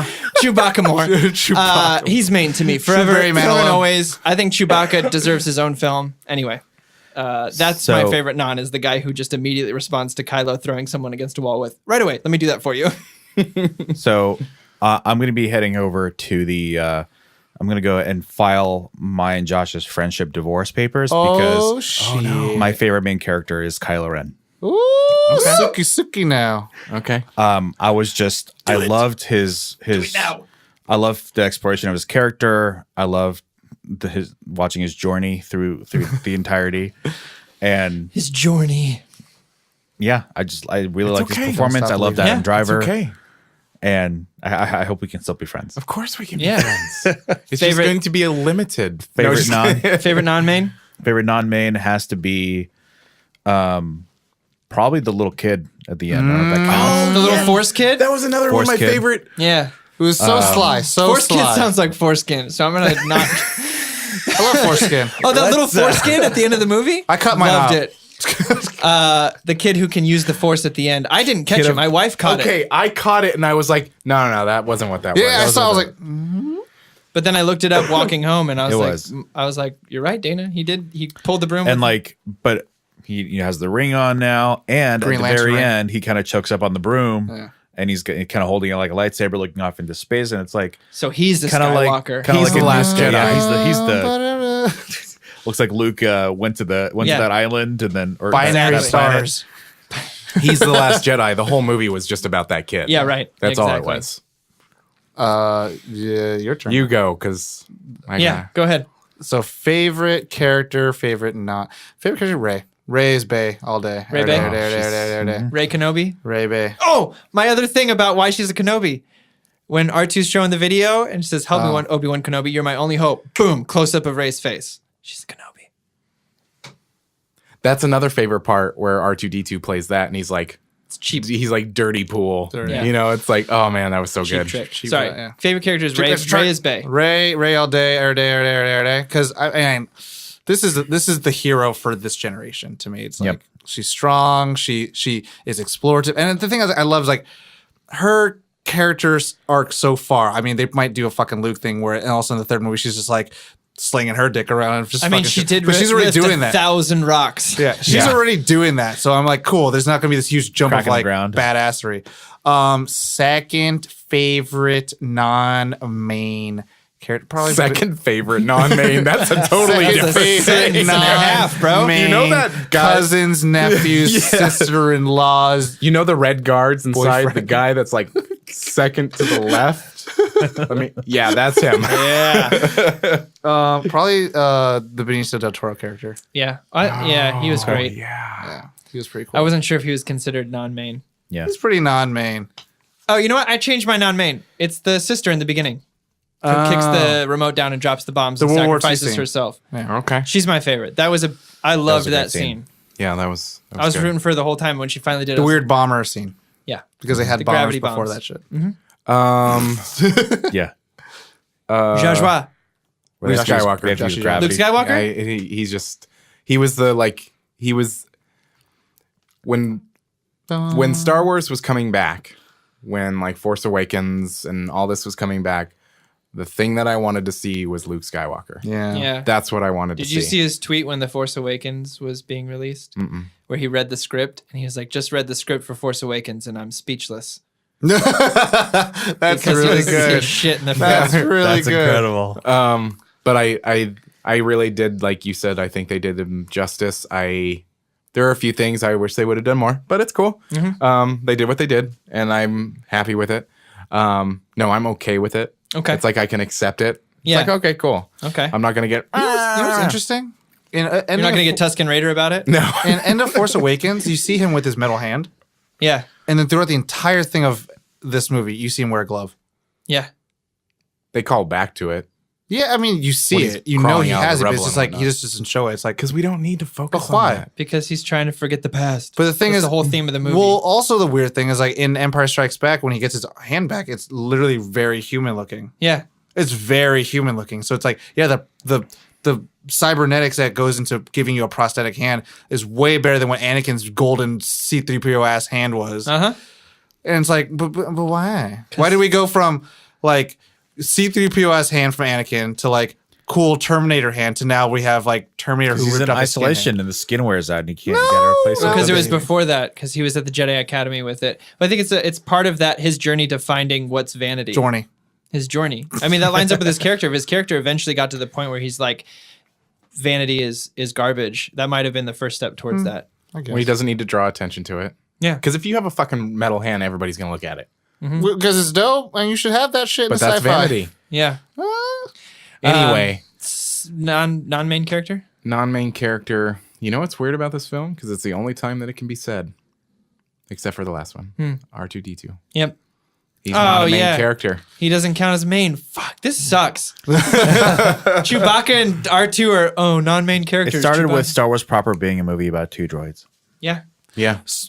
Who had less of a part, Chewbacca, R2-D2, or C-3PO? R2-D2. R2D2. That question makes me very Because sad. C-3PO Yeah. even had more lines. The fact that I can ask that question is a sad, sad It thing. is. I think, yeah. I mean, that's a big qualm of mine. I'll get into that another time. But like I said on the Star Wars one, my favorite characters are R2 and Chewbacca. So to see them just being like, we don't need them anymore is on really our episode, Star Wars. depressing. BB-8 And another thing. imports. BB-8 sucks. I want to see a giant BB-8 just with arms of porgs coming out of his BB-8 Why Why wouldn't Poe just inherit R2? Why didn't Rey just inherit R2? BB-8 didn't do shit she did in this technically, film. Not Well, true. he did. Beginning, he fixed. He used a little ATST, a little chicken walker, and shot all this shit up. That's true. And then he did the wow when he's like, connecting all the circuits together, and he had to Yeah. have like that crazy Edward Scissorhands thing That was going a on. perfect impression. Was it? That was a really good impression. In comparison to the shit that R2 pulls, not impressed. Yeah. I mean, and then he does Can the you make whole an like, oil slick? I mean, I don't think so. he did Jeffrey from Fresh Prince of Bel-Air getting thrown out everywhere. His head His fall off. disguise was garbage. Literally. Yeah. And they had literally. the- Thank the- you for getting that. 'cause They I had, didn't they even- had the evil BB-8 that had no reason either. they never show him again. It's like, oh, that's not a droid. Go get him. Okay. Yeah. it's like, Anyway, stars. Star rating, because we're at a long time for this episode. all right. Tom, you want to go last? Josh, yeah. Because you're Josh, go. special. Because I could tear apart the Dark Knight if I wanted to. Because there's a deep, strong, raw force within me. And I'll get chopped off in half anyways.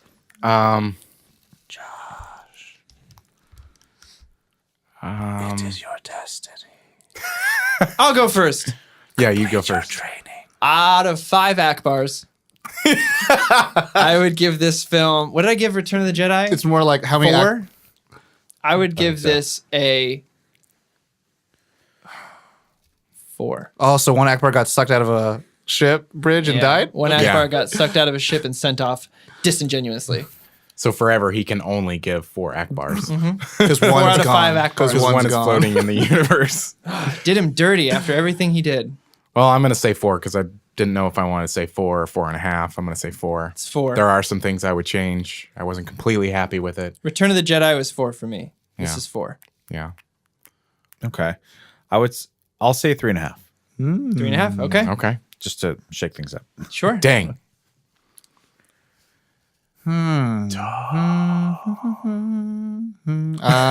Probably... I put it at 3.9.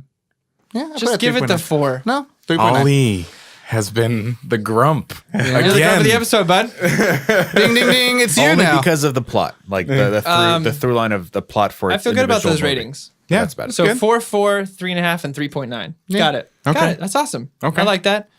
Still up there. Yeah. For those of you who are still listening this far in, thank you. Here's a little Yes. fun fact. My word. The porgs were invented to cover up puffins on the island that they didn't feel like digitally removing. So So thanks for sticking by for that. For that, that's your reward. Everybody at home, thank you so much for listening. Yeah. to our longest episode. It means the world to us. Well, I Oh mean, I my feel like gosh. that's fair. That's Yeah, I mean, it's kind of like if we tried to talk about Lord of the Rings, which we will someday, Oh, or if we that's- try to talk about Harry Potter, it's like Challenge. how We do you talk go- about all three of them in one guys, episode. buckle up for the Lord of the Rings episode. Yeah. 'Cause Oh my we'll be gosh. here for It's- as long it's as one of bad. the extended editions. So Yeah. 12 and a half hours. It's real. I've never watched real them. bad. Never So- watched the extended editions? What are you doing for the next 3 days? Because that's how long it's going to take. You got homework. to watch the first one. So yes, everybody at home, thank you for listening. I'm sorry I was coughing. Yeah, if you haven't yet, check out our website gonna involve wheezing. Yeah. www.nerdonthepodcast.com. There's a donate page. If you want to Yeah. help us, we love doing this. If you want to help Yeah. ensure we can continue to It give. does not If run you itself. love that we love that you love that we love doing this, Yeah. You can help us out. Yeah. Everything Yeah. we make through your donations goes to improving what we have, what we do, what we it can. Yeah. literally just goes back to the show. Yep. Yep. So, Yep. Right back in. Exactly. appreciative to the people who have done that so far. Thank Yes, you very there- much. thank you so much for everybody that supported our shirt campaign. Really, it's amazing. Those should be going out soon, which Yep. is cool. Yeah. I can't look at mine. You Send can- us your pictures, post on Instagram, and tag us in Yes. your shirts when you Yeah. get them, please. Slip and slide on my DMs. Yeah. Where can they tag us on Instagram? What's our Instagram handle? It is Nerd on the Podcast. You can get us on Twitter, Nerd on the Pod. You can get us on Facebook, Nerd on the Podcast. You can get us on YouTube. We're not big boys yet. We'll get there someday. Someday. Search us out. Just got to search it, Someday. Nerd on the Podcast. You can find me, Joshua S. Manley, on Instagram, Facebook, LinkedIn, IMDb. Twitter is just Joshua Yeah, it is, Tom. because It sounds like Sterling. it too, just is. doesn't it? And my website sounds like Sterling. Uh-huh. Anyway, and then you can find me on PSN, Sterling J85, and now you can find me on Blizzard. His Yay! photo bucket looks like Josh. Yeah. Yeah. We've Yeah. been playing some Diablo on there, haven't we? Yes, So we fun. have. Maybe In a fact, we're Diablo episode, guys? maybe. Soon. And we're going to play after we record. Yeah, we are. I'm so excited. be awesome. Anyway, Never played. what about you, Tom? You He's can a find grump. me. You can find me at Tall Dark and Ugly. You could find me at a theater watching The Last Jedi again. On everything. You can find me as Thomas Bitborstith on IMDb and on YouTube. And You can see his new trailer for his short film, Yes, you can. Yeah, you can. which Josh makes. if you want Yes. to. This Um, My Ugly Mug's in. you could Yeah. see the other podcast I work on as the Cape Crusaders Shout out at to Cape thecapecrusaders.com. And You on just iTunes. flexed your pecs when you did that. Of course he did. It's about Weirdest superheroes. thing. Because he can. I think it's just like odor blocker body wash, blah, blah, blah. Anyways, You're talking about Terry Crews? yeah, baby. Do you know Tim and Eric directed those? Doomfist, baby. You know that? Huh? Tim and Eric directed those commercials. Oh, Old Spice interesting. commercials. Anyway, Fun continue. fact. Where can they find you on see, PSN? See others, PSN is tall dark underscore or tall dark not ugly with the 0 for the not on PSN. You can find me there. I'm playing Overwatch because I want to get that holiday skins, baby. Yeah. To get that cold heart. Anyways, and the stuff I work with Corey is on. We are Storyboard, BORED. You can see a lot of our sketches, our web series PAs there, or We Are Storyboard, again, BORED.com. You can check me out, Corey, COREY89, or you can find me on the Blizzard app at Corthan, CORTHAN, 86752. Okay. 1929. And I'd like to give a quick shout out to Adam Hannock. We brought him up a couple times. He gave me, we had some discussions the other day that really helped me kind of flesh out my ideas for this episode. So shout out to Adam Hannock for that. Shout out to Mishi too. And Mishi, yep. Ali, where can they find you? You can find me on Twitter at FutureFoe. You can find me on Facebook, FutureFoe Plays. And you can find me on Twitch /FutureFoe. Sometimes and, Josh and I are on it with you. Sometimes. Yeah, you can find me on Blizzard and all that good stuff, but you can also now find me on Xbox. Oh. What? Yeah. Ali, are we gonna play some Xbox games? We're gonna play some Xbox. Ah! Future Space Foe is the name. You can Future stop Space? on by. It's an old gamer tag. I might change it. I don't know. Future we'll see. Space? Got it. Future Space Foe. Like Got it. space Like the or space like bar. the word Like, space? like okay, got it. absence of anything. Absence Okay, of got anything. it. So which- still space. Yeah. So and I got the Master Chief bundle, so I'm gonna be streaming probably the whole series of Halo on Twitch. So come on by and watch that happen. God damn I it. need new pants. Ooh, Halo. It's gonna be a fun episode. time. Absolutely. Please. So we're gonna Except for the first one. We're catching when it you up. originally- we're gonna have a day. All right. Okay. Damn, baby. Cool. Feel good. Everybody at home, thank you so much for listening. as always, Nerd on.